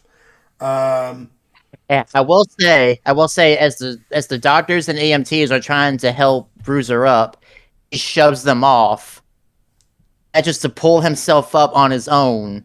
You can see just the blood going down his face. As Nova gives him his belts back, she doesn't care that he has blood on his face or that he's drenched in sweat and blood and whatnot. He just looks at her, arm around her waist, pulls for a kiss, lets her go, looks at Jack, who's still trying to get up, and to make a statement. That's not getting up right now. Oh. Well, he just looks at Jack, and to make a statement. He sees that another official has both Jack's RCW belt and Violent belt. To make a statement, he takes Jack's tag title belt himself and walks off like Undertaker did when he and Stone Cold won the tag titles. He walks off with them by himself. You leave with both tag title belts. Okay. Pretty much like pretty much saying the match is like you want to still be a tag champion, but now after all this, I think consider this a lesson learned. Type of thing. Yeah. You do that, and as you do, you walk to the back. Ladies and gentlemen, we have a review of the tapes. Both men were covered. Therefore, this match is a draw. Loud boos to that announcement. But yeah, the crowd calmed down from the chaos as you guys are helped to the back for the end of the match. I will say, Nova's not particularly happy with Bradley's actions at the end. Like for a shoot? Or in character? Kind of a combination of both, actually. Okay. Yeah, she doesn't look happy that he just took the belt from Jack. Because, like she said at the beginning, she's not happy with this. Mm-hmm. She's not. Mm-hmm. She's not happy with that action. Mm-hmm. Okay. Well, that was the last match of the first episode tapings. We went on. So then we're going to go on to the second episode, which the first taping was their match. Yes, their match and a couple of undercard matches, promos, hype videos, stuff like that for the following week. So the second, go on. I was gonna say then for the it's one of those then for the second taping, should there technically be a promo from either Bruiser or Jack? Probably, yeah. Okay. We could do that now just as a transition thing. Okay, so during the turnover, they'll come to you in the back and we're standing by here. Last week we saw that insane match end in a draw, and I'm here with Jack. I'm not sure if it's Gentleman Jack or Gator Jack or just Jack, but Jack, how do you feel about what went down last week? So, of course, like, Jack had to get quickly fixed up. Yeah. It's been about half an hour since the match, but yeah. It's been half an hour. Of course, like, there is still, like, gauze on his forehead from the skewers and the actual fucking staples in his head now. Because he's pretty sure he's actually going to have to go to the hospital to get those pulled. Yeah. Definitely. He's going to have to. Yeah. So they just have gauze over where the staples are so they cover it. Yeah. Nova would have quickly helped him, like, let's get a hoodie on you. Let's get some, make you look presentable. And he is sitting there with glasses all over his eyes as well because he literally just got the shit kicked out of him. He's going to hide what he can.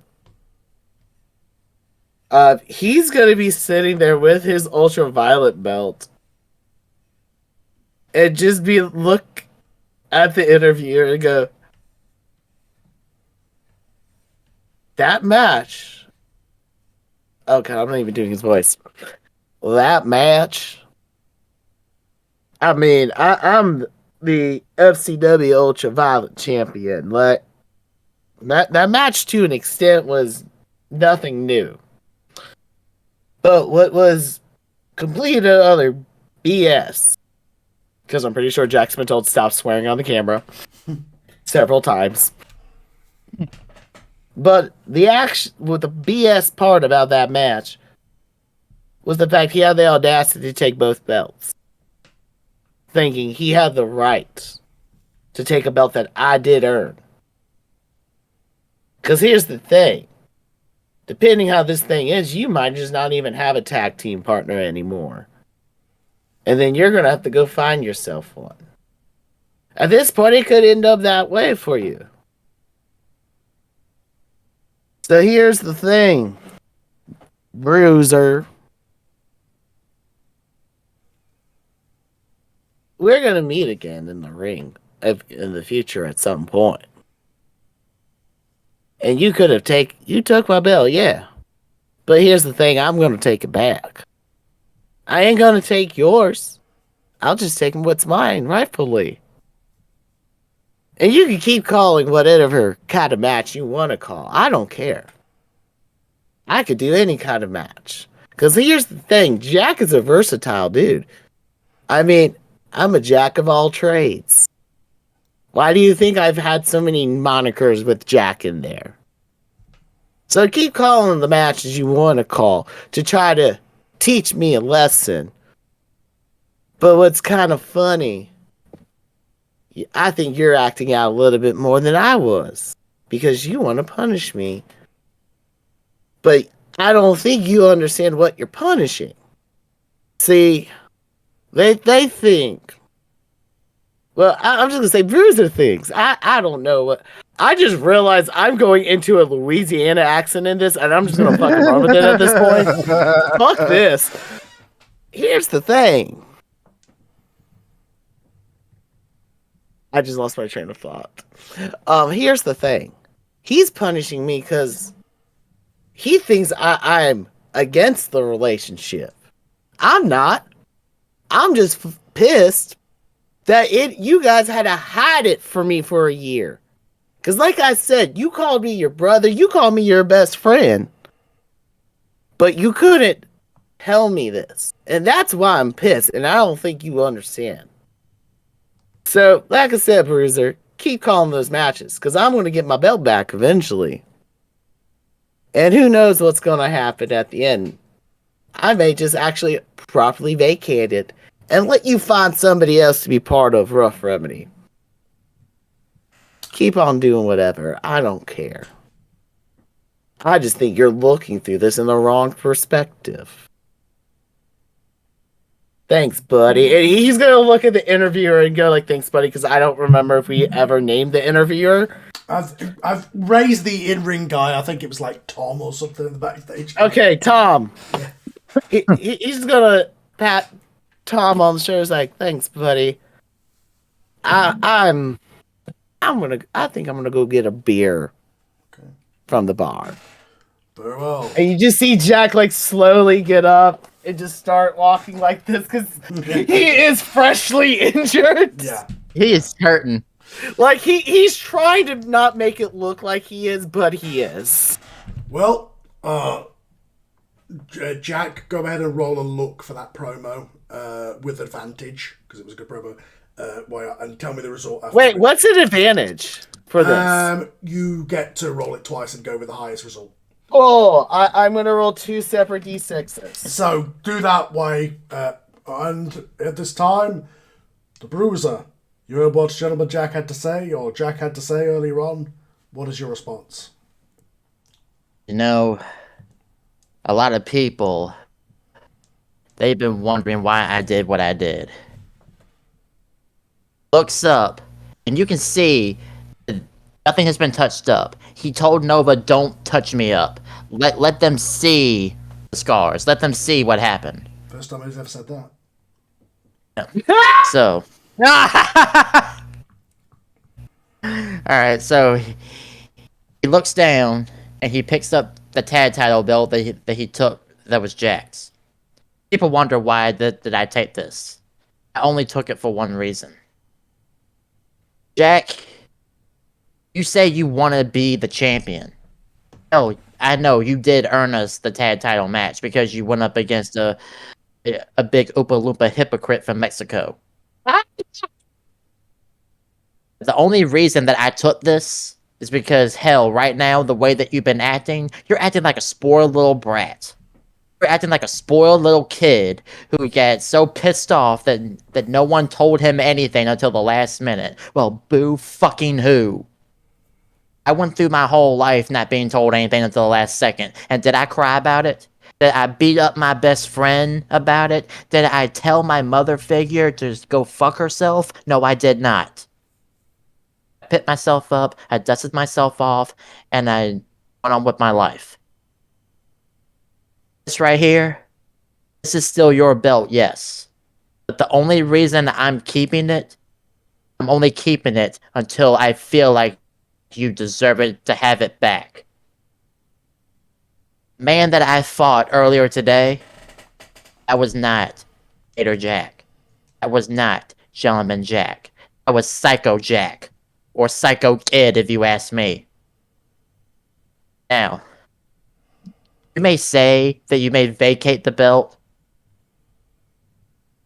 I know you like I've known you, Jack. You'll never take a chance to be a tag champion.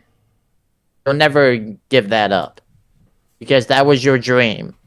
To be tag champions is Rough Remedy again. We did it in BWF. We did it in FCW. And we've done it here. But let me tell you this right now, Jack. Until I feel like you've earned this again, until you physically beat me down to the point where I cannot get up, then you can get this back again. It can be a glass cage match. It can be last man standing. It can be something crazier than what the booker did and try to book a fire death cage match. I don't care. As you're saying this, Bruiser, Valhalla will walk into the shot in a suit. What do you want? Bruiser, nice to meet you. I am Chief Valhalla and I am the new general manager of RCW. Say what now? First thing I would like you to do, would you please hand me those tag team titles? Who the fuck do you think you are? I'm the person who's responsible for this company now as the general manager, and the person who's going to have to make sure your promo is bleeped to hell. At least your partner didn't swear. Give me the tag titles, please. I promise you will get your opportunity. You just wait. He just stands up. He puts the BWF title over his shoulder. Looks like he's gonna give it to the general manager, but instead drops them where they're at his feet. I believe his time is done. He then stands. He then walks off. You might want to stick around for this announcement, and I hope Jack is listening to this too. He's going to reach down and pick up the belts. In 2 weeks' time, these tag team titles are going to be hung above the ring. It is going to be the rematch between you and Jack in a ladder match. The winner of that ladder match will be the person in control of the tag team titles. The person who wins that ladder match can name the other person who will be the tag team champions with them. Now that may be each other, once you get this sorted out, or it may be somebody else. But whoever wins that ladder match will control the fate and walk away with both title belts of the tag team titles. He doesn't say anything. He just limps off to finally let someone check him out. And he will walk away with both the tag belts, ready to hang them up for the next show. All right. Everybody else, thank you for bearing with us during all that. So, my promo, I rolled an 11. Okay. Yeah, same for you. Roll for luck, Bradley. 11. Yeah, so gain 2 audience, Jack. 1 for the match, 1 for the promo. I went 3 audience. What did you roll? 11. 11. Yeah, same for you, 2 audience. Okay. All right. Sweet. No, so I'm already at 3 audience. You just let me advance again. You do know that, right? If you want to use that advancement on Nova, you can do. I'll roll that. Cool. Okay. All right, everybody else, thank you for bearing with that match. Went a bit long, but obviously things going on with that stuff. Rob, are you still here?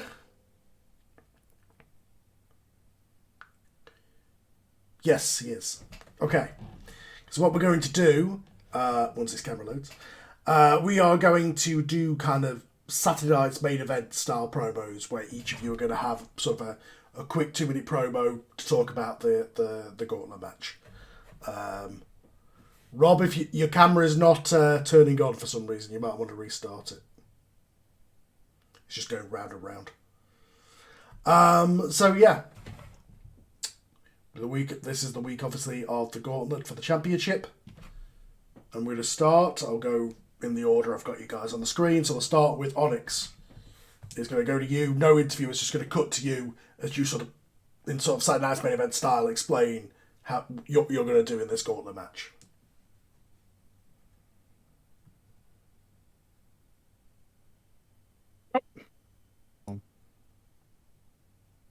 Oh, can you guys hear me? Yeah. Okay, you go. Okay. All right. Well, I know I'm the new guy around here, but I'm not new to the game. This is my first ever shot at a heavyweight title. I've always had mid-card titles, tag team titles. I've never had a chance for the heavyweight championship. Everyone's like, oh, you're not good enough to be champion. You're just good enough for this. You're good enough for that. Or you're just a tag team guy. No, I'm not. I've always known that I've been better than that. I just never had the chance, but tonight is my chance. Tonight is my shot, and I will be the new RCW heavyweight champion.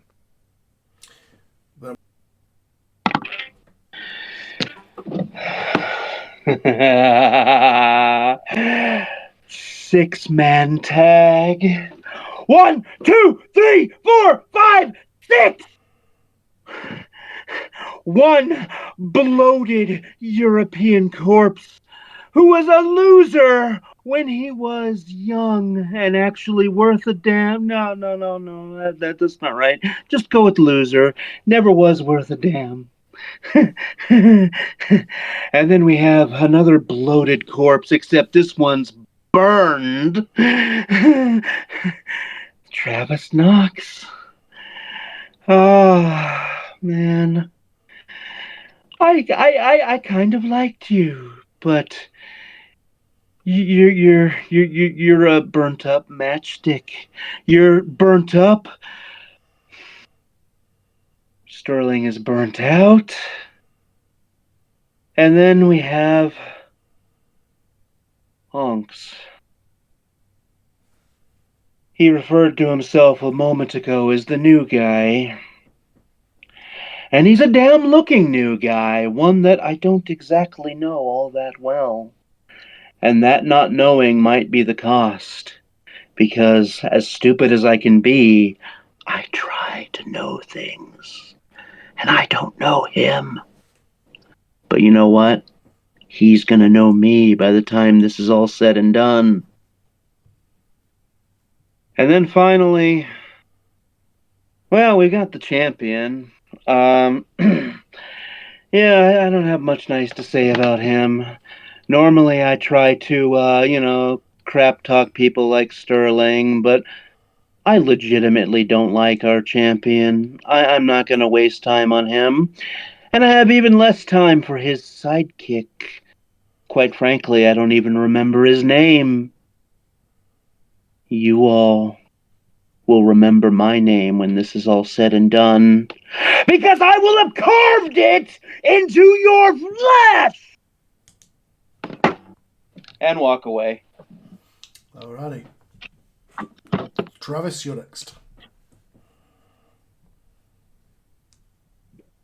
You know, everyone wants to talk about how Onyx has the look but doesn't have the experience. Everyone wants to talk about how the Freak has the experience but not the look.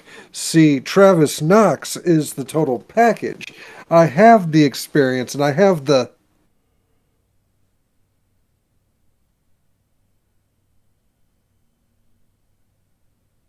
will be the next RCW champion.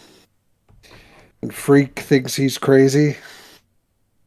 I'll show you crazy. All right. Sterling. You know, I've been doing this for a long time. And I'm here surrounded by madmen, whatever Travis has become, and a guy straight out of the Sears catalogue. I hope that reference works. I don't know. It's probably 20 years out of date like I am. But if there's one thing I gotta say, I'm going into a match that I have got no fucking chance of winning. And I know I'm not supposed to swear. I am going into a match that nobody expects me to come out of. It's an absolute miracle. Even our champion said I got more chance of dying in the ring than Apollo 4 did. And he did die in the ring. For those of you that don't remember. See, some of you aren't even old enough to remember that. But let me tell you something. If I even have an ounce of the wrestler I used to be left in me, every ounce of that is going into that ring. And if this is the end of a near 30-odd year career, I want to go out on top. Whether that's by hook, whether that's by crook, or whether I just have to make it happen.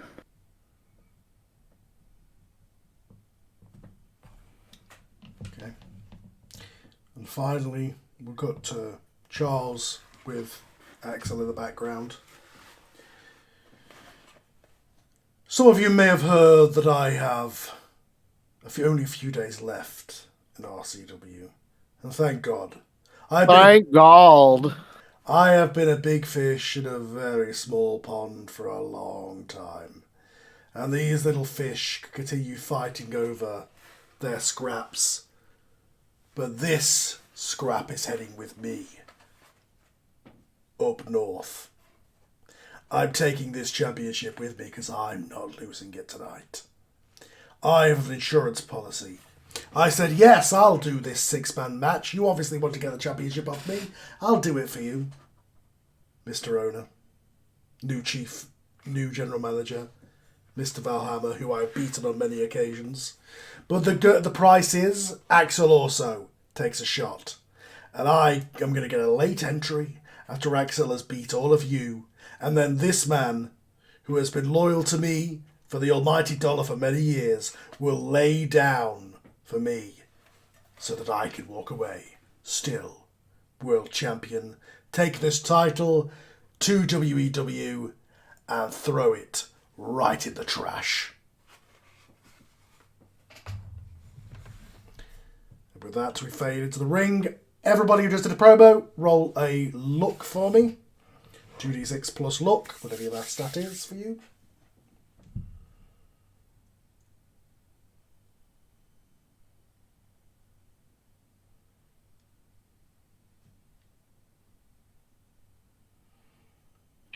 Ten.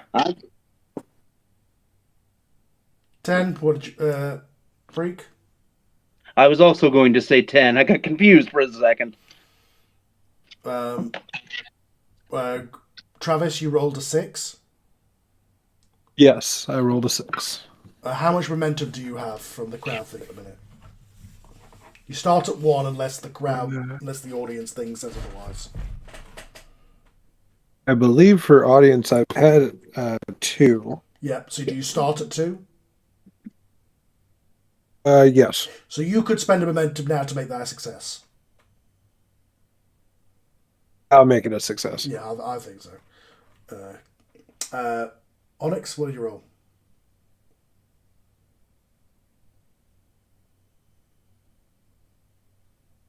You're muted.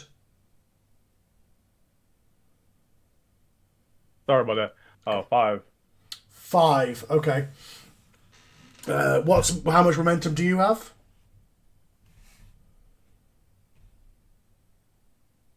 I think the last time I had was like 1. Okay, alright. In that case, everybody except Onyx gets a 1 + 1 audience from that roll. That resets me again. Rob +1 audience from the successful roll. Alright. Then we fade into the ring with Ray Allen. Ladies and gentlemen, the following contest is scheduled for a gauntlet match. 2 competitors who randomly drew earlier tonight will start the match of the 2 men in the ring. When somebody is eliminated, the next participant will enter. The last man standing with nobody else to enter will be the RCW Heavyweight Champion of the World. Now, what I'm going to do is I'm going to roll this d6, and everybody's got a number assigned.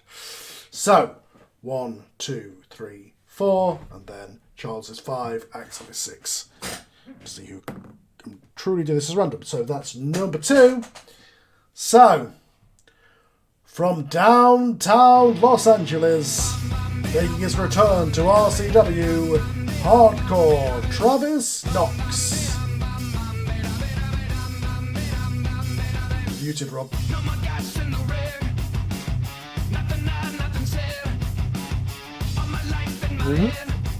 So, Travis had time to let the mohawk grow out, so it's a bit longer. It's got the mask on. I'm not saying you got your eyebrows back. Yeah, everyone's noticed my eyebrows have come back. But yeah, it comes in and I'm trying to fire them up like I used to do before the cage match. But I see people, maybe they're not actually looking at my face, but you've still got the mask on. So, right. But, you know, for my psyche, that doesn't do anything. So I'm gonna just start getting in people's faces. There's a little child around the corner that I'm just like, "What are you looking at?" Cries. I just go around. I'm the baby face. I'm the good guy. Yeah. Booing you heavily. There's a couple of Oliver Sterling signs, in fact. People are booing you and cheering you. Those people are wrong. Sterling. Okay, we're all for entrant number 2. Oh, okay, that's interesting. Okay. Making his way to the ring from downtown Detroit, it is Axel. Out from the back comes this 6'3" jacked bodybuilder, African American dude, bald head, walks into the ring. So, Axel comes out. He's got like a mustache rather than the clean cut of Onyx. I think he's probably about 10 years older than Onyx. A bit wider in the frame. So yeah, he will come into the ring and he'll look at you and rub his hands together as the bell rings. Let me roll to see who's in control. Okay, he's going to start control. He's going to come at you straight the way. He's going to go for a clothesline. Which... but unfortunately, you duck underneath it, countering. He turns around as you take control. All right. I go with a Jey Uso super kick to the gut, drop down, uppercut to the face. Mm-hmm. And we're going to start with that. We're going to see how that looks. So, what would I roll on that?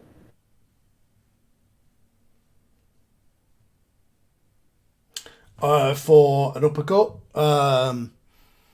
real. Oh, that's good.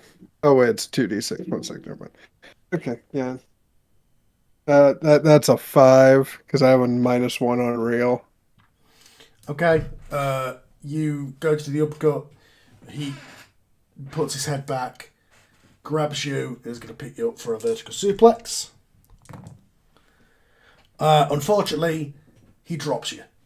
It looks a little bad. Unfortunately, there's a reason he's a manager, because he is Great Khali / Omos. He is looks good, but is a terrible wrestler.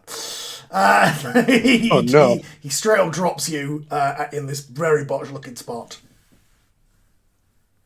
I got a Darby Allin, this guy. Great. Okay. All right. So, I'm gonna scurry to the corner to try and figure out exactly what to do. He looks like a deer in the headlights because that spot went wrong. I'm just gonna. I'm going to start smiling very maniacally, and I'm gonna run. And how tall is he? Like 6'2", 6'3". 6'2", 6'3", so about the same height as me. Okay, that's fine. All right, so I'm going to tackle him to the ground and grab him by the head, Okay. and just go, look, we're just gonna get you out of here, okay, bud? I'm just gonna repeatedly, like, monkey rage, Planet of the Apes, just. Okay, yeah. Roll a luck on that one.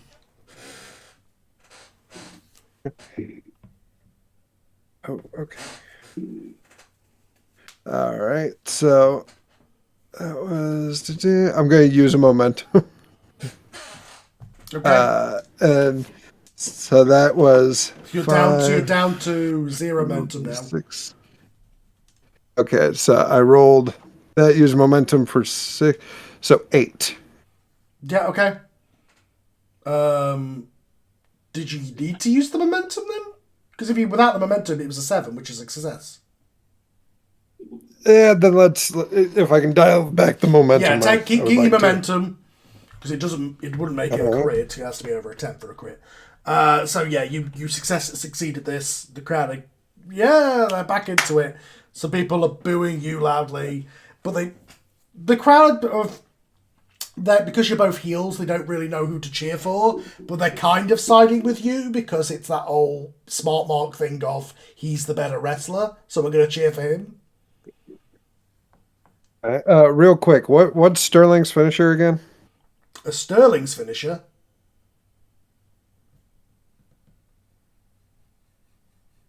I never win. I've never established one. You not ever wrote down what your finisher is? What? It's never whatever move he used. Never needed it. I mean, he's used whatever move he used on Apollo 4. He's used a pile driver before, I'm pretty sure. It was a pile driver that killed your kayfabe dad. But I will say, with one momentum, you can't do a pile driver. That is a complex move. You need another momentum to do that. Gotcha. Okay, so then I am going to just head in. He's getting up. As he gets to his knees, I'm going to bounce off the ropes and hit a double-footed drop kick to his face. Just kind of keeping him down. That will be a body. That'll be a body, all right.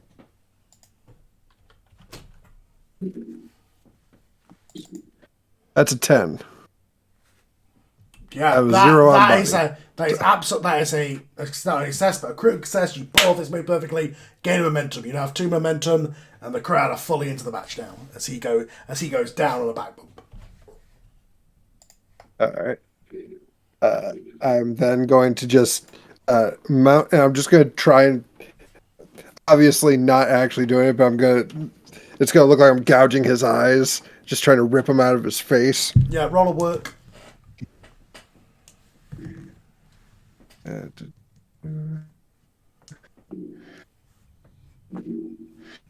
Okay, I'm going to use 1 momentum to make that a 7. Okay, you're down to 1 momentum, but that's a success. You're doing this perfectly, yeah. I'm going to get up and I'm going to say, come on, man. Come on, you want your boy back in here, right? You want to keep him champ, right? He's going to get up to his kind of a kneeling position. I'm going to kick him right in the ribs. Okay. You nail him in the ribs with a kick. That's fine. You can just do that.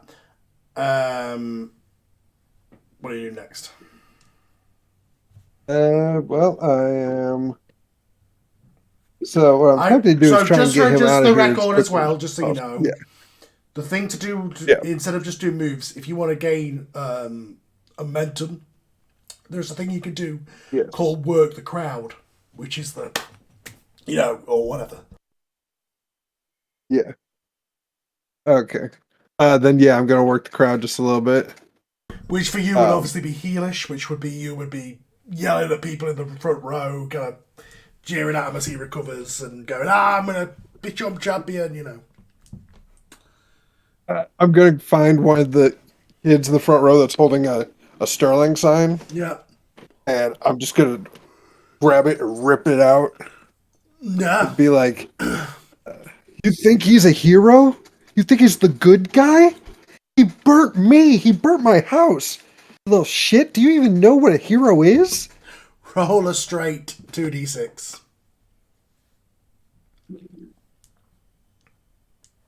Okay, so that's an 8. You gain a momentum from successfully working the crowd, so you're now back on 2 momentum. As this happens, though, I'm going to spend Axel's momentum to take control, and he unwisely is going to attempt a tope suicida. 2 on the floor. Oh, God. Yeah. Uh-oh. Which he actually succeeds as he comes through the middle rope, elbow first, into your back, takes you out. It's not the smoothest ever, but he takes you down with a suicide dive as you hit the floor. Who's then gonna do this thing? He's gonna grab you and he's going to grab you and throw you into the ring, and he's going to think for a minute about how he can best accomplish things. Then he nods, and he's going to go under the ring, and he's going to pull out a nightstick and roll into the ring with it. He's going to sort of be twisting it around his hands as it comes in for you, and I'm going to concede control to you as he's coming towards you with this nightstick over his head. I'm going to let's see, he's coming at me with it over his head. He's going to concede totally. I'm going to simply drop down and just hit him with a low blow. It is not a no disqualification match. Okay then, so we're going to rewind that. I'm just going to point that out before you get yourself DQ'd. Yeah. I'm going to look right at the ref, and I'm going to just... Let him do it? Okay. Just let him do it. He hesitates for a minute and then goes, well, fuck it. Alright. Yep. Cracks you over the head with this nightstick as you go down like a tree as the bell is called for the disqualification. The winner of the fall... Travis Knox by disqualification. But he's not going to stop. He's going to keep hitting you with this nightstick, beating you down in the ring to the point that your mask is starting to crack a little bit. The crowd are booing as the referees, laughing. The referees and security surround him. You're laughing? Okay. I'm laughing the whole time. Okay. Full Heath Ledger, Dark Knight. Where's the trigger? And there's the commentator as he finally leaves the ring. The commentator's like, oh, he obviously felt like he couldn't get the job done against Travis, so he decided to take him out of commission for his boss. Right, a roll now. Okay. As the music hits, making his way to the ring from Richmond, Virginia, Onyx Adams. As Onyx you come through the curtain, the music hitting. In the ring, barely able to even sit up, never mind stand up, is Travis, having been beat down by a nightstick. He has got blood pouring down his mask.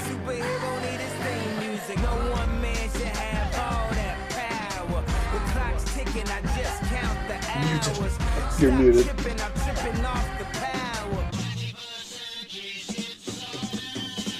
Alex, muted. You're still muted, dude.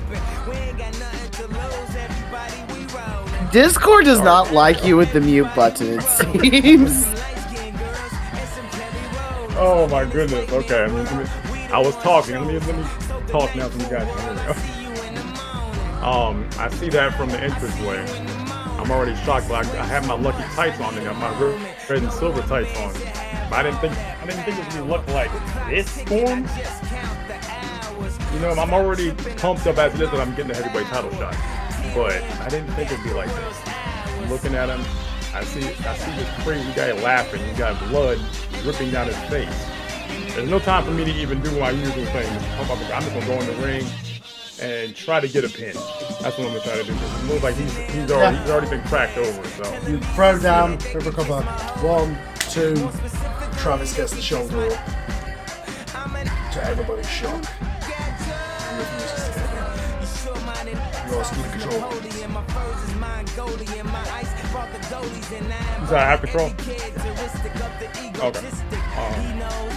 I'm like, my eyes are wide open, like, you mean to tell me after all that, I can't even get a 3 count? Okay. That might be my usual. There's some people in the front row going, you don't want to do it that way, Onyx. No, yeah, I thought it was going to be easy. Maybe this is not the route to go down. So I pick him up. He's still laughing. This is the crazy thing. This guy is still laughing. So I'm picking him up, and blood is just all over my hands while I'm picking him up. I look at him. I'm like, dude, what is wrong with you? He's still laughing at me. Not even saying anything, just laughing. It's okay. So I pick him up and I body slam him. Yeah, okay, roll a body. 2d6 plus whatever you modify is translation with a whole nation. They say I was an abomination of Obama's nation. Yeah, that's an 8. Have you got any modifiers to body? At the end of the day, God, I'm killing this. I know well y'all feeling this. I don't need your. I'm on my Not from what I had last. Okay. Well, that's an 8 anyway. Perfectly serviceable body slam down is the middle of the ring. You're pumped up now. Yeah, I'm looking at the crowd like I'm trying to get myself pumped. I say, okay, I got him down. You know, I finally got him down, but he's still laughing. That's the only thing I can get past. He's still laughing. This guy is covered in blood and he's still laughing. I just body slammed him. He's not saying a word. It's just like nothing I can do. So I already tried to pin him, you know, but seemed like this is not the way to go. So I think maybe I'm just gonna have to sit there and just keep beating on him. So I pick him up again, and then I throw him into the corner. Okay. And he's still laughing. I mean, it's okay. I can't do anything. So I'm gonna have to just go ahead and go madman on him. So I start kicking him in the stomach, and he's going down. Mm-hmm. And he's sitting down now, but he's still laughing. This guy is like it's like I'm fighting the Joker now. So with all this blood on his face, so I'm still kicking. And then I move back. I'm looking at the fans like, what else can I do? And he's looking at me like, I'm like, come on. Oh my gosh. It's like, what else can I do? I'm like, it's like nothing I'm doing is working. So I kicked him. I kicked him again, and he's still laughing. So okay, let me pick him up. Look, I'm shaking him now because we're still in the corner now. I'm shaking him. It's like, what do I have to do? He went like this. He's looking at me with the. Do you respond, Travis? I get a bit of blood in my mouth and I spit in his face. I just laugh. And just so the camera can hear it, I go, "You're gonna have to kill me, pretty boy." There's two things that can make Onyx snap. That's disrespect, and now he just spit on me. Spit in my face with his blood. Mm-hmm. So you guys are gonna have to get tested for hepatitis after this show. Yes. yes, because I think a little bit went in my mouth. Yeah. So now I'm just snapping. Now I'm just snapping. That's like I look at the fans. I'm like, oh, that's it. So I bring him close to me. Then I give him a belly to belly. Okay, yeah. You've got 2 momentum, right, from your audience. No. How much momentum are you on at the minute? We just one. I'll say belly to belly is simple enough. It's not like a too complex setup. Okay, yeah. Roll a body for that one because it's a lifting.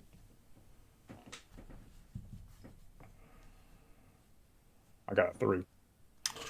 Okay, you go to do the belly to belly, but unfortunately, he's a lot heavier than you anticipated. And in that moment, Travis, you take control.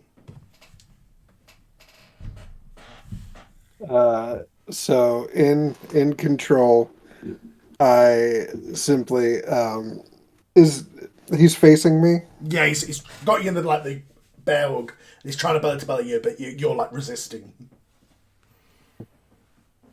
I just shake my head like no, and I do the clap his ears. Yeah, okay, to get out of it. Yeah, that's hands. fine. You can just do that. Yeah. And when he drops me, I rake the eyes. Okay. No, you can just do that. That's fine.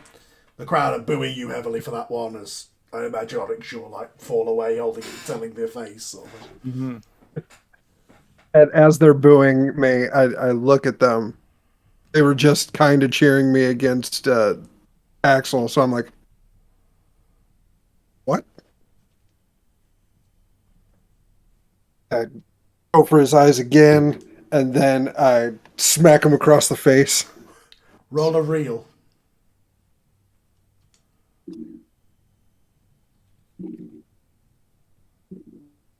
Okay, good. So that is, I have a -1 to reel, so that's an 8. Yeah. Across the face, perfectly. Hit him with it. I'm supposed to be the hero. Smack him again. I'm supposed to be the hero. You keep a control, or you concede control. I'm gonna smack him again and turn around and be like, I'm the hero, and I'm gonna give up control to him with my back turned. Onyx, you have been slapped twice. He's turning your back on you now as you are getting fired up. I'm the hero. Are you in front of the ropes, Travis? Yes. Like, what side are you at? Okay. So that last smack really fired Onyx up. So now he's already looking at the crowd. The crowd's already chanting. So he says, waiting for him to turn. Like, oh, turn around, Travis, turn around. The crowd roars for him. I think they're for me. Thank you. He turns around, then I give him a drop kick.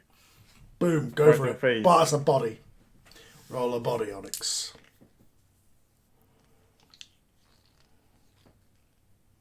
Seven. Succeed. Boom, hit the drop kick. He falls back. Now, if you want to do more complex moves at this point, I would say you could work the crowd here to get that momentum. Yeah. Right, so you do sort of like the, yeah, come on, kind of thing to the crowd. Mm-hmm. Okay, roll 2d6. Okay.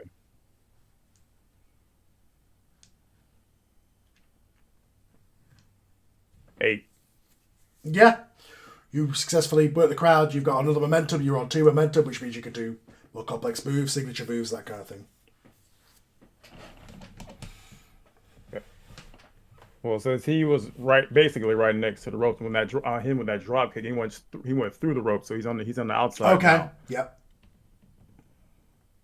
So Onyx has not gone to the outside in a long time, but the fans.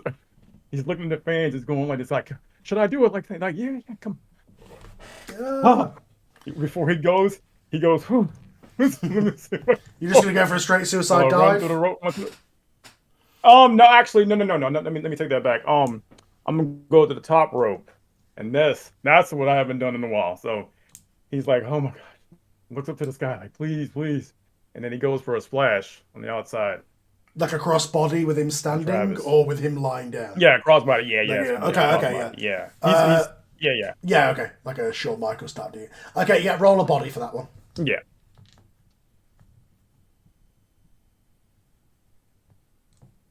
Six. You've got momentum to make that a success if you want to. You could lose 1 momentum, go down to 1, but you can make that a success. Yeah, maybe it's a success. Okay. Spend that momentum, boom, hit with a crossbody, you stand up. Be a good chance to work the crowd again to get that momentum back, maybe? After hitting that move, sort of like clapping hands from the front row kind of thing. You'd have to do it. Little kid at his hand out.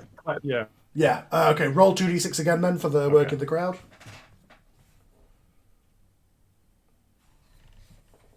5. Unfortunately, the kid likes it, but the rest of the crowd stay on him. All right. You're still in control. Okay. Actually, no, that was below 6, wasn't it? Yeah. No, as a botch. Again, no. Travis, you're in control as he is distracted trying to get the crowd fired up. As he's distracted, I'm going to run up behind him and hit him with the chop block to the back of the leg. Okay, yeah. Roll a reel on that one, let's say. These decisions. Okay, well, that's -1 to the reel, so that's going to be a 6. I'm going to use that momentum that I stowed away for safekeeping. So you're down to 1 momentum, but you do successfully chop his leg. Yes. It goes down. Yeah. Imagine at this point he's on his knees in front of your face and away from you. As the crowd is chanting for Onyx and getting behind him, I keep looking at them and I'm just like, I'm the hero. No, I'm the hero. And I reach under the ring and I grab a steel chair. Okay. Covered in blood, had my Joker moment. The referee's on the count of 4. At this point, they look through the ropes, go, No, I will disqualify you. I flip off the ref and I just crack him across the back with the chair. Roll a reel.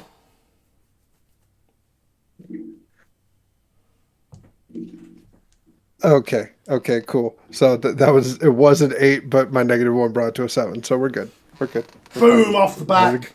Onyx goes down in a crumple as the bell rings for the second disqualification in a row. Winner by disqualification, Onyx Adams. You live by the DQ, you die by the DQ in this gauntlet match. As Onyx goes down, he's in front of you. The crowd are booing at both the finish and at you, Travis. And I'm bashing him repeatedly, just shouting, I'm the hero. I'm trying to get him to the front of the entrance. You keep hitting him with the chair? Okay, yeah. What? So he's going to get up and sort of, I imagine, feed for you as you're hitting him towards the entranceway? Okay. Yeah, I'll let you carry on doing that because it was from the same role. Okay, yeah. Yeah, so just get him to the entranceway until the next person comes out. Okay. Perfect. The music hits at that point as Sir Charles Ektor walks out onto the stage, a championship belt and a microphone in hand. This is not the way it was supposed to go.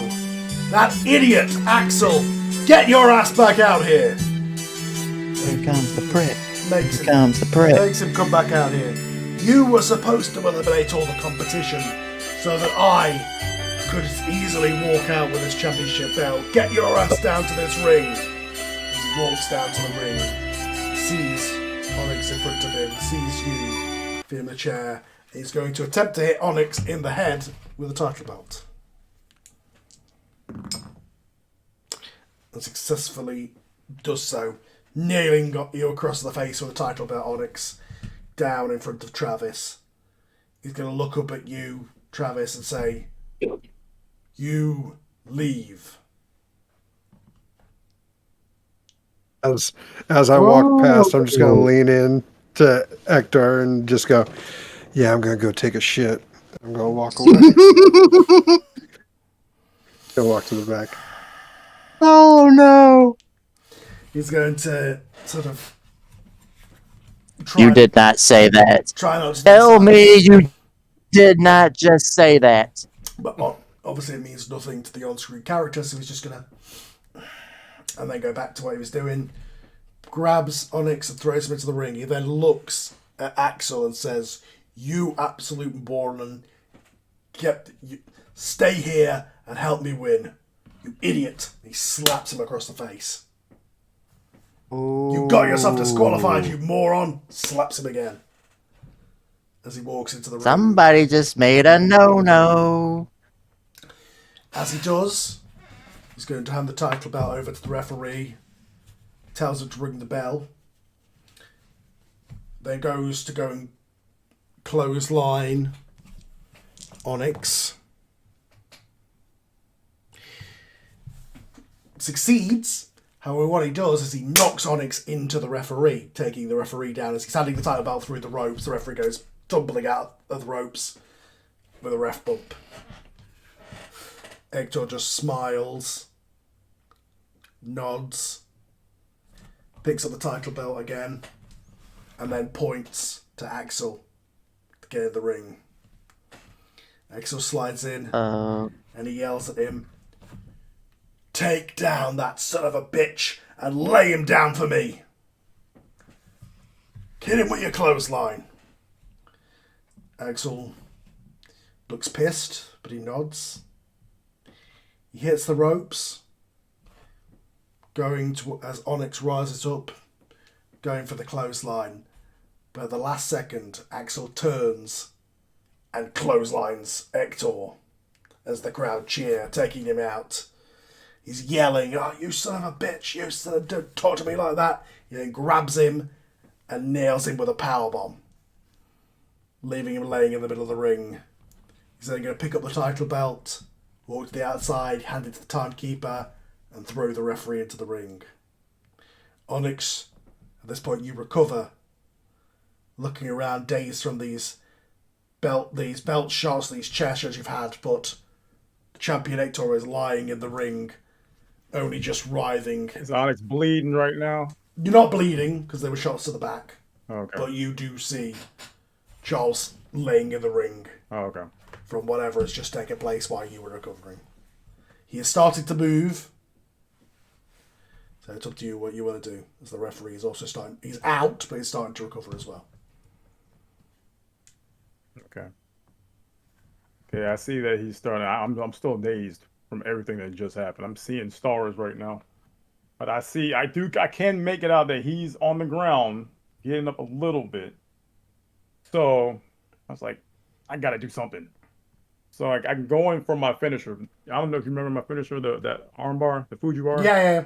I go in and grab his arm and pull back as hard as I can, just screaming. Okay, that is a straight 2d6 roll. You could use your momentum if you want to. But that is the only modifier, is your momentum. So 2d6. Okay.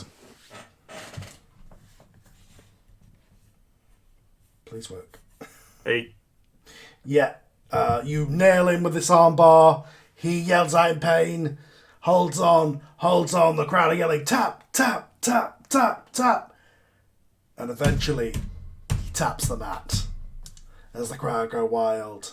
Your winner of the fall, Onyx Adams. As the commentators are like, oh my god, that means we are guaranteed a new champion here tonight. As Ektor is rolled out of the ring. God. Is rolled out of the ring, defeated. As the countdown comes on. In the words of ECW commentator Joey Styles. As entering next, from Grimsby, Lincolnshire, it is Lord Oliver Sterling. So, Sterling is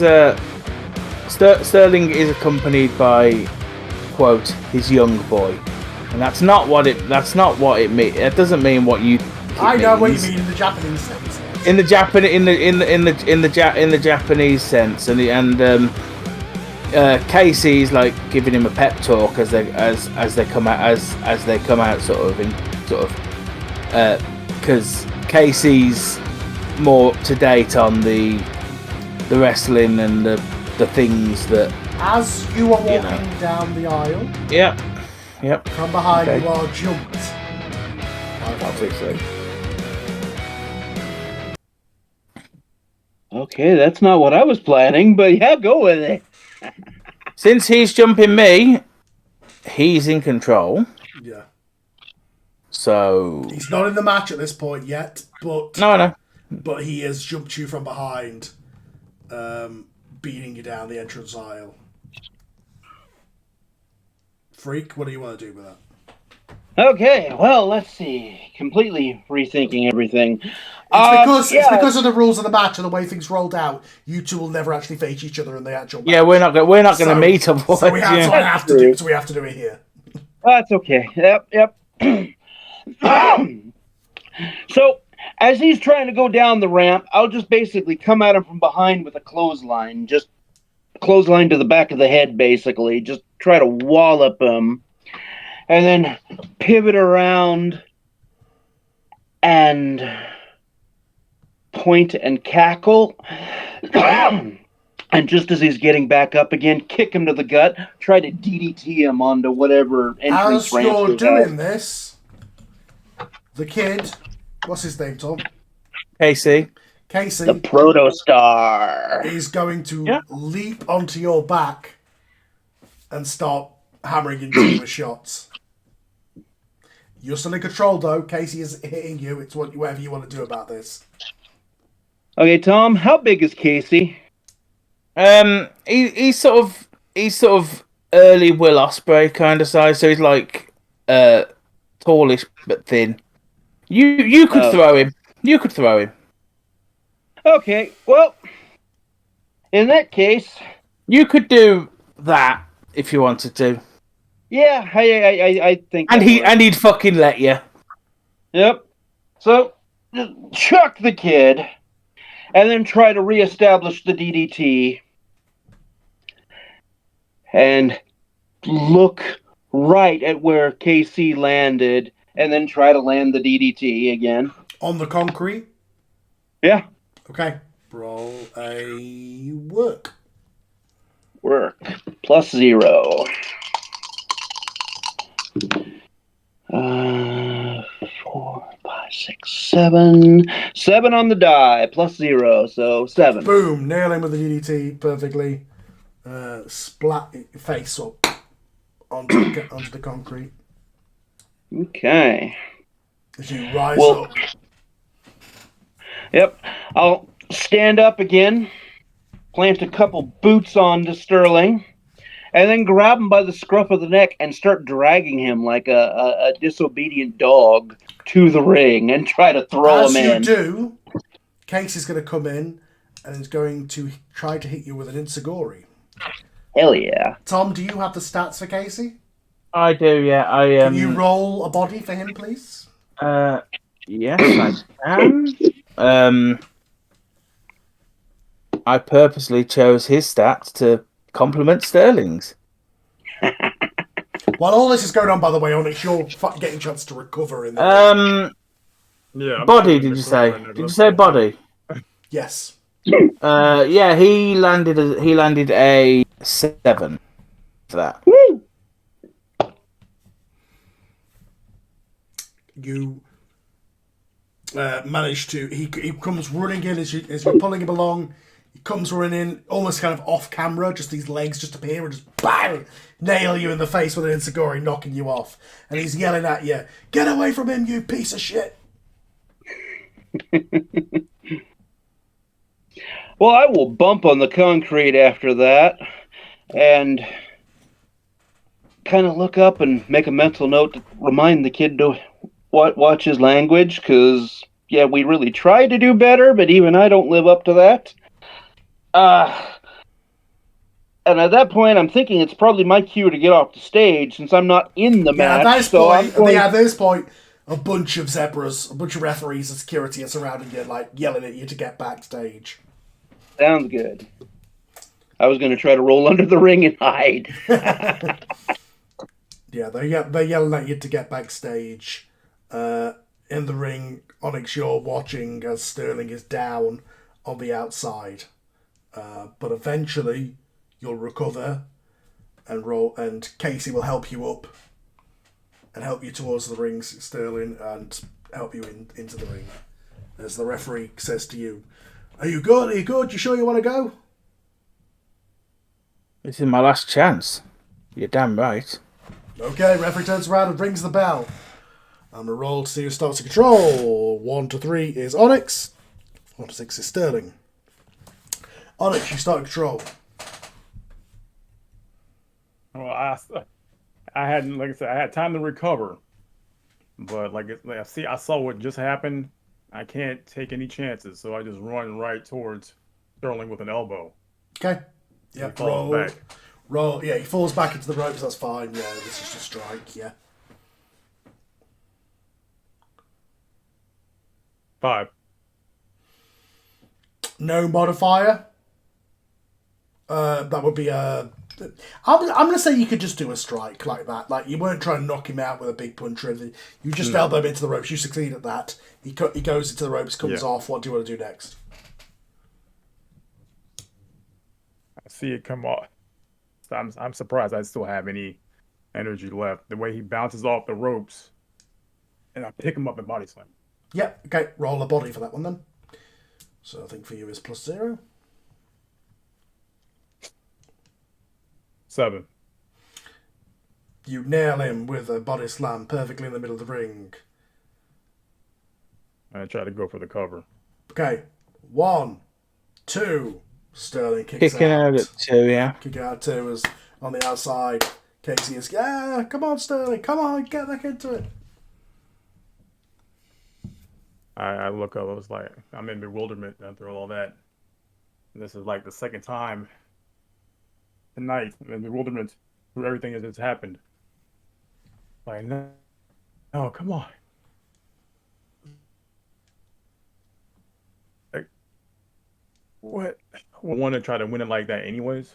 That's why I heard somebody in the audience say, you can't win like that. That's, it might have been that same fan from earlier. Yeah. So, I mean, you're both kind of equal at this point, because you've both been kind of beat down with weapons at this point. I think you're both equally beat down. I do. So I'm like, yeah. I think that body slam might be my last gust right now. So, like I said, after he kicks out of the pin, like I said, I look at the fans. I'm like, what can I do? I don't think I had the energy to pick him up. So, the only thing I can do right now, I try to roll him back over. I go for his arm. Go for the arm bar.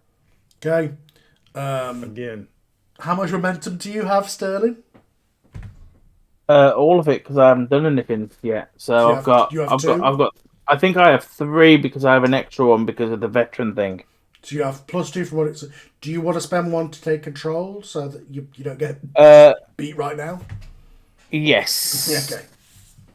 So as he goes for the armbar, spend momentum. You're down to 2 momentum, but you fight him off, going for his finisher. You both stand up. Sterling, you're in control.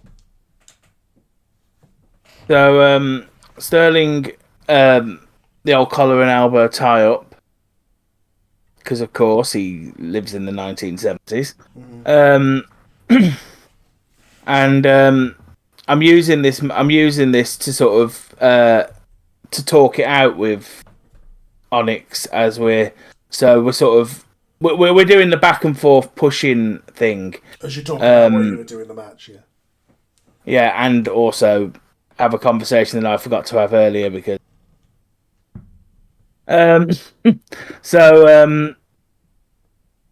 you beat the champion already. Let's make you look as good. Let's make sure these people think you look as good as you. Let's make these people think you're as good as you look. And Sterling's going to rear back and throw a basic forearm. Yeah, that's fine. You just nail that. Yeah.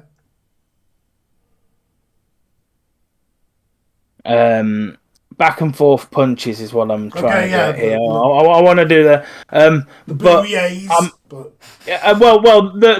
booyahs, but it's 2 faces. It's two faces, so it's two distinct parts of the audience. Yeah. Like the older fans are on Sterling's side. The kids and the women are on OJ's side. It's the John Cena. Well, it's essentially, yeah. The older smart fans are doing the Sterling side, but the kids and the women, because the kids think he looks really impressive, and the women would like to take him home to bed. Yes. So like, you've got that distinctive thing with the audience as we're doing the back and forth strikes. Mm-hmm. I'm going to concede to OJ at that point. Okay, Onyx, you're in control. Okay. So they go back and forth. So I'm going to say, from that back and forth, you're both going to get momentum. So you're Sterling back up, Onyx, you're now on 2 momentum. Okay. So now you can go for more complex moves with 2 momentum. Okay. Okay, like Sterling was talking about, when we're going back and forth, you hear the old fans saying, "Go Sterling," and then you hear, I was trying not to break character. I heard this woman say, "Get him, baby." Like, you've absolutely hold back. Your cheers are absolutely an octave or two higher than mine. Yeah. My cheers are like, yeah. Yours are like, yeah, because it's women and kids. Yeah, you hear the kids say, "Get him," and then you hear say, "Yeah, get him, baby." So, All them damn single so mums go in for- Florida. Yeah. So I heard that last one. Like I said, I was trying not to break character, but that did kind of pump OJ up. I mean Onyx up. So now he's looking at him. He's like, come on, going for that last one. So he blocks one. Yeah. He goes for that last one. Boom, and then Sterling goes to the ropes, real dazed, And then I was like, okay, let me see if I can do something. Like I said, I'm pumped up now, so I go to the ropes. And then run into him with a clothesline. He goes over or goes through. Okay. Clotheslining. I'll say over. Send me over. Yeah. You tumble over the top rope. Roll a body for that one, Onyx. 8. Boom. Nail him over the top rope. He tumbles to the floor in front of Casey. He was yelling at Sterling, get up, get up. I'm not jumping out this time. I does not have the energy regardless of what the single moms are saying. I was hoping you'd take us both out, to be honest. Take us both I was down. actually thinking about it, but I was just like, when it came, I just thought of something else. But yeah, I think at this point, Onyx is like, okay, he leaves him out there.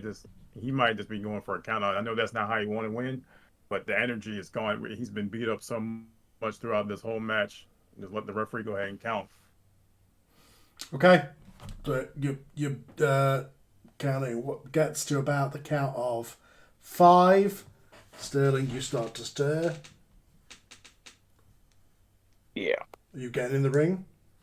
Yeah, but I want to leave it as possible though. Okay. I want to sort of get back in as the referee is opening his mouth to say 10. Yeah, 9.99. Sterling Like, rolls yeah, in. like The crowd are like, oh, look! They thought that was it. Onyx, you are still in control, but Sterling rolls back into the ring at the last second. Mr. Onyx has his head in his hands. He's like, oh no. Like, why? I just needed one. He looks at Sterling, and Sterling gives him a look like that. That's not how you're gonna do it today, boy. I was like, okay. I'm gonna make you work for it. I got him. Yeah. That's the look he gave me. It's like, that's not how it's gonna go down today. If you're gonna be the champion, you're gonna do it the right way. So I was like, okay. I say as he's getting up, I actually let him get up because he was actually no he's in the ring. As soon as he gets in the ring before the 10 count, he's still getting up slowly, obviously, because he just got knocked out the ring, so he's getting up slowly. I just let him get up. I was like, come on. Now I want you to show me what you got. So you control to Sterling. So Sterling with a surprising level of pace, springs off, sort of leans back on the ropes, springs off the ropes, and goes in for a clothesline. Okay, roll a body. My body is 0, so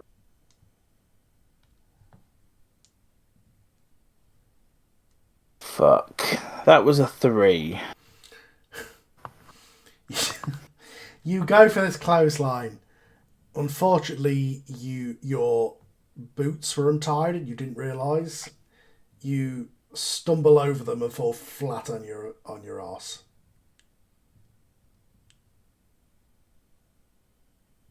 I couldn't even save that with momentum if I wanted to. Onyx, you're like, what? Here's your sign. He's like, go for what you got. Sterling proceeds to trip over his laces and fall over. Yeah. You're in control again, Onyx. So he's flat down, face down. Yeah, right he now? basically almost did like a flare flop, but Okay. like not deliberately. Okay. Onyx is going for the armbar. Okay, yeah. 2d6, no modifier. No. 7. Yep, you lock it in. Sterling holds on. Casey's yelling for you to hold on, but unfortunately, the beatdown was too much, and Sterling taps the mat and is eliminated.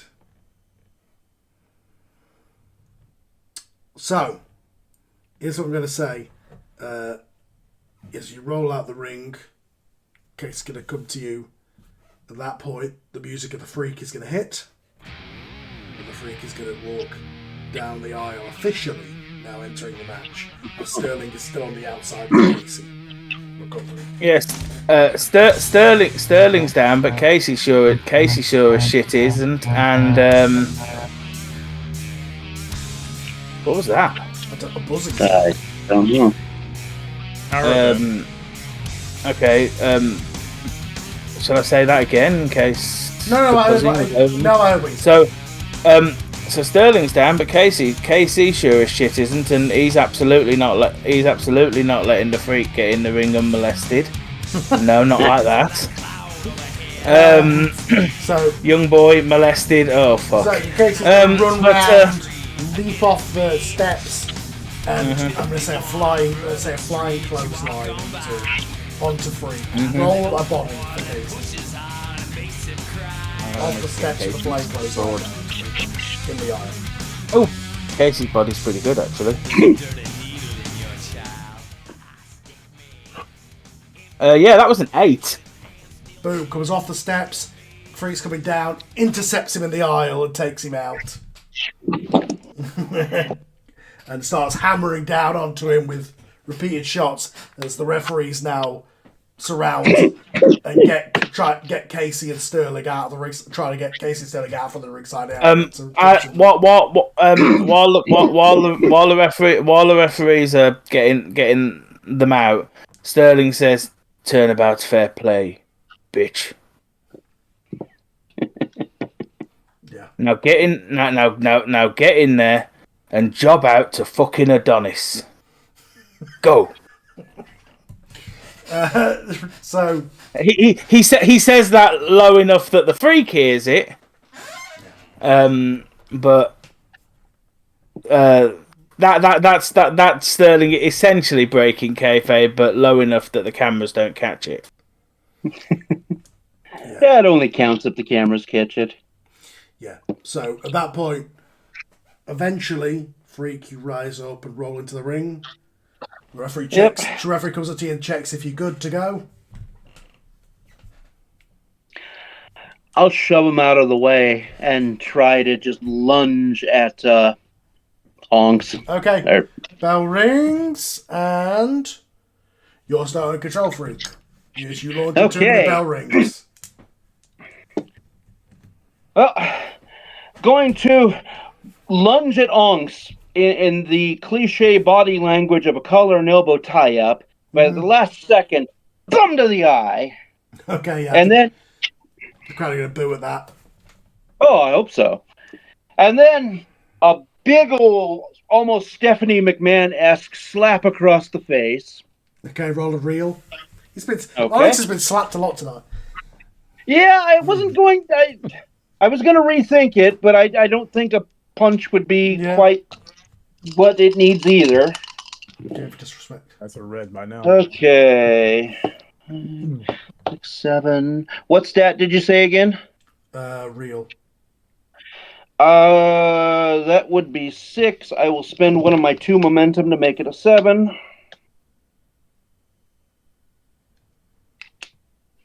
Okay. Boom, in with a perfect work slap across the face. So enough to sting, but not enough to do much damage. Pretty much. My intent was to basically, hopefully, turn him towards the corner and drive him into the corner and say, "Gonna make it look like you you survived something to get this." And I'm just going to throw in some stiff forearms. And then maybe a couple boots even. Mm-hmm. And then back up and come running with a knee to the face. Full on Mick Foley's running knee. Pretty much, yeah. Yeah, roll work for that one. Because you're not trying to really knee him in the face. No, hell no. I'm trying to make it look like he's taking a beating, but not really. 6, 7, and work would be 0, so that would be 7 total. Boom, hit him with that running knee perfectly as you come off. Okay. Going to turn, play to the crowd some, basically just throwing an arm up and screaming, yeah!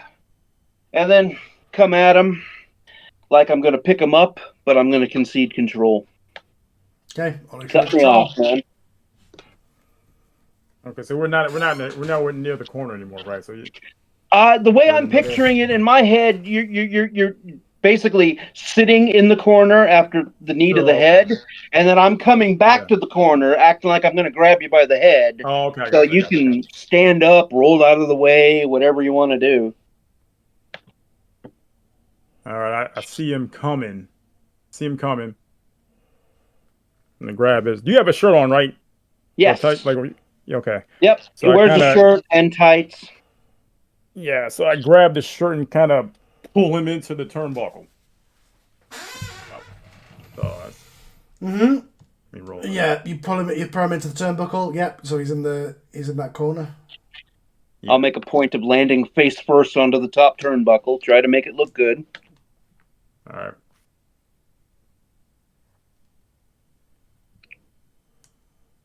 Roll a 6. You've got 2 momentum, I believe, so you could spend 1 to make that a success. Yes, we can do that. Okay. Boom! Comes off the turnbuckle. You're in control, Onyx. Okay, I turn him around. And I get on top. That doesn't sound right. I get close to the top with him. And that's try to go for the 10 punches. No, you start nailing with 10 punches. Roll. I think this is your best stat. Look. All right. I think you're a +1 with look, right? Yeah. 6. 6 with +1? Yeah. Okay.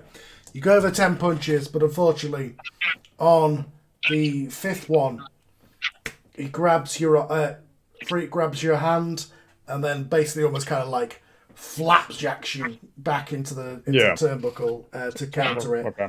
As Freak, you're now in control. Okay.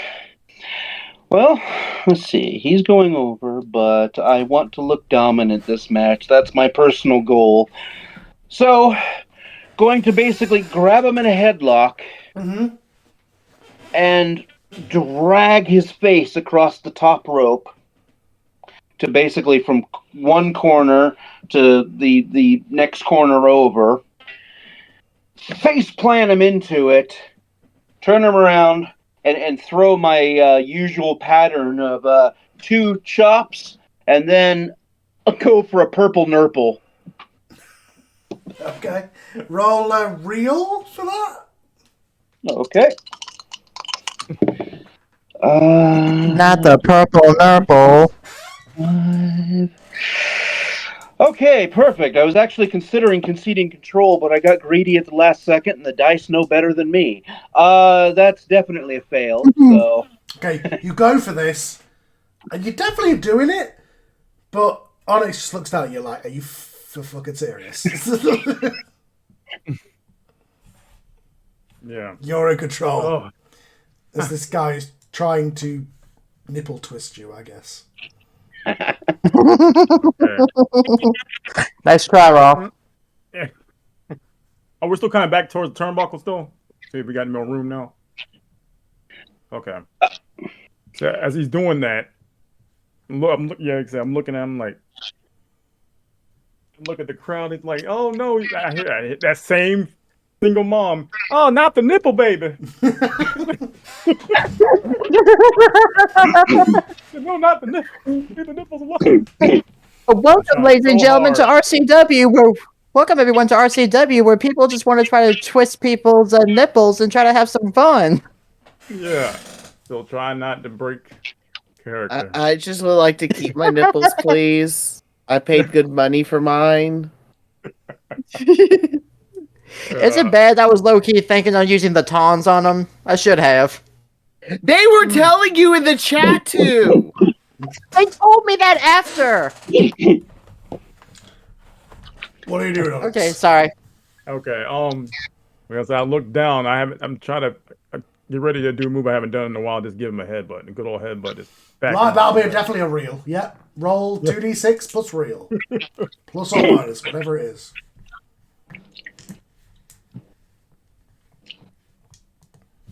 Four and a 6. That a 10. 10.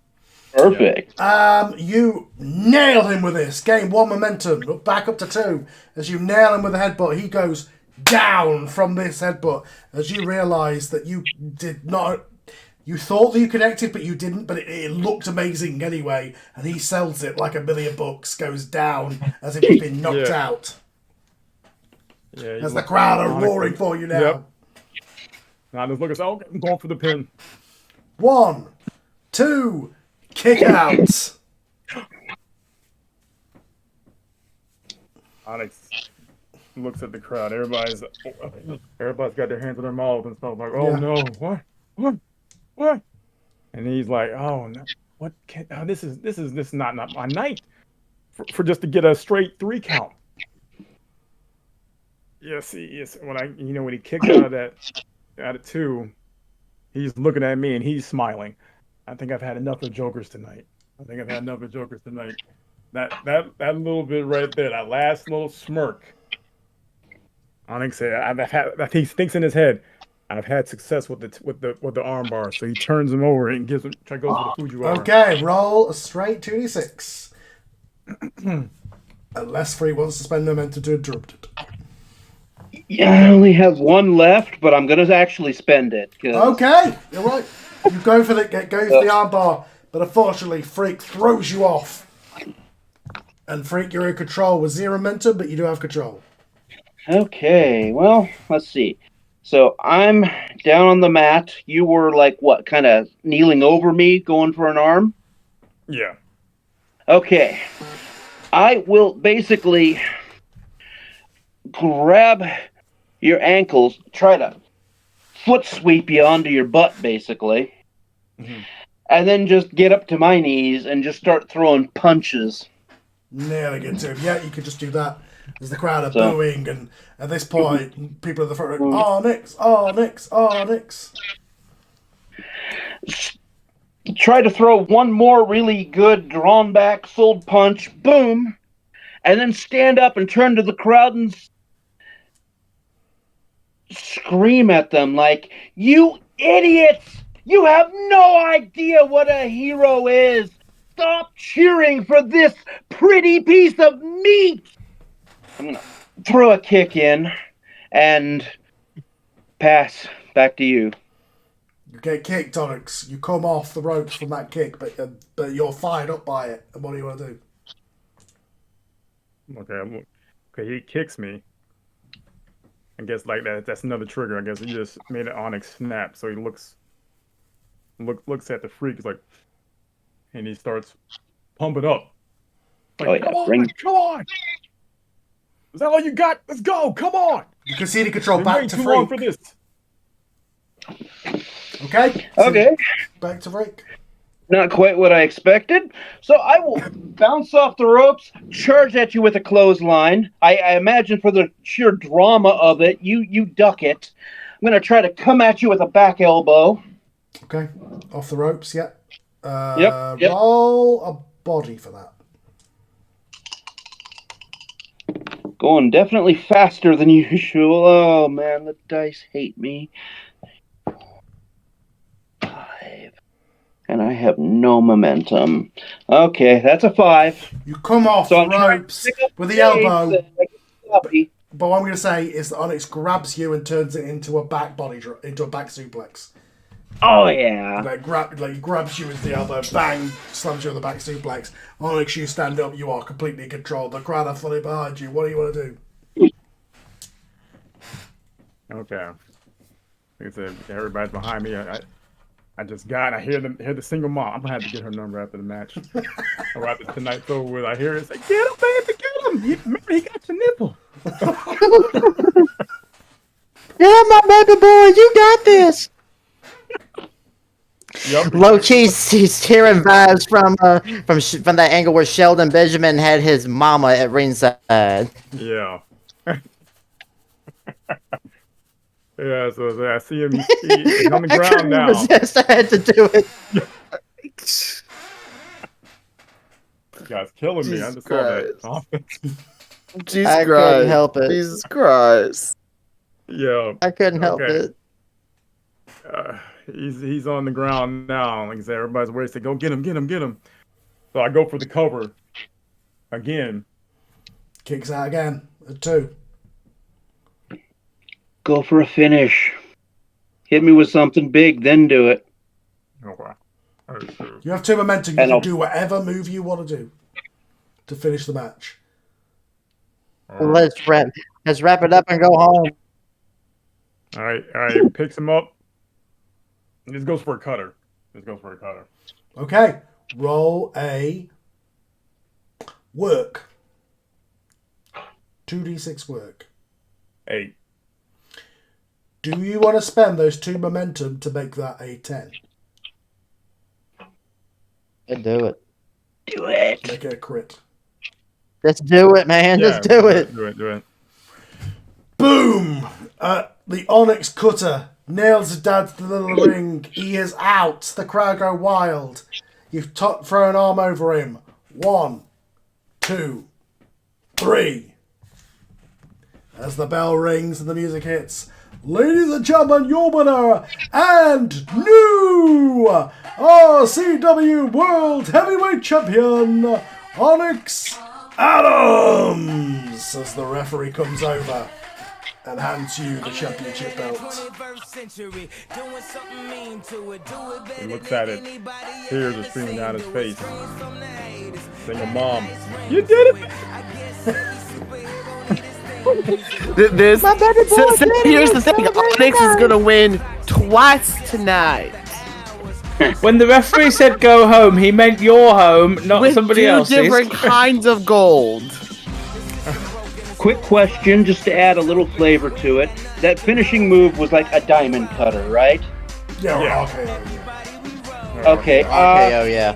It doesn't necessarily make logistical sense, but as he's pinning me, I'm going to gig my eyebrow just a little bit. Okay. So that when the camera eventually gets to me, they're seeing that he busted me open.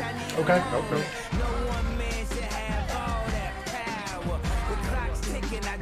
Well, Onyx has the belt, like I said, tears are streaming down his face. He's saying to himself, I finally did it.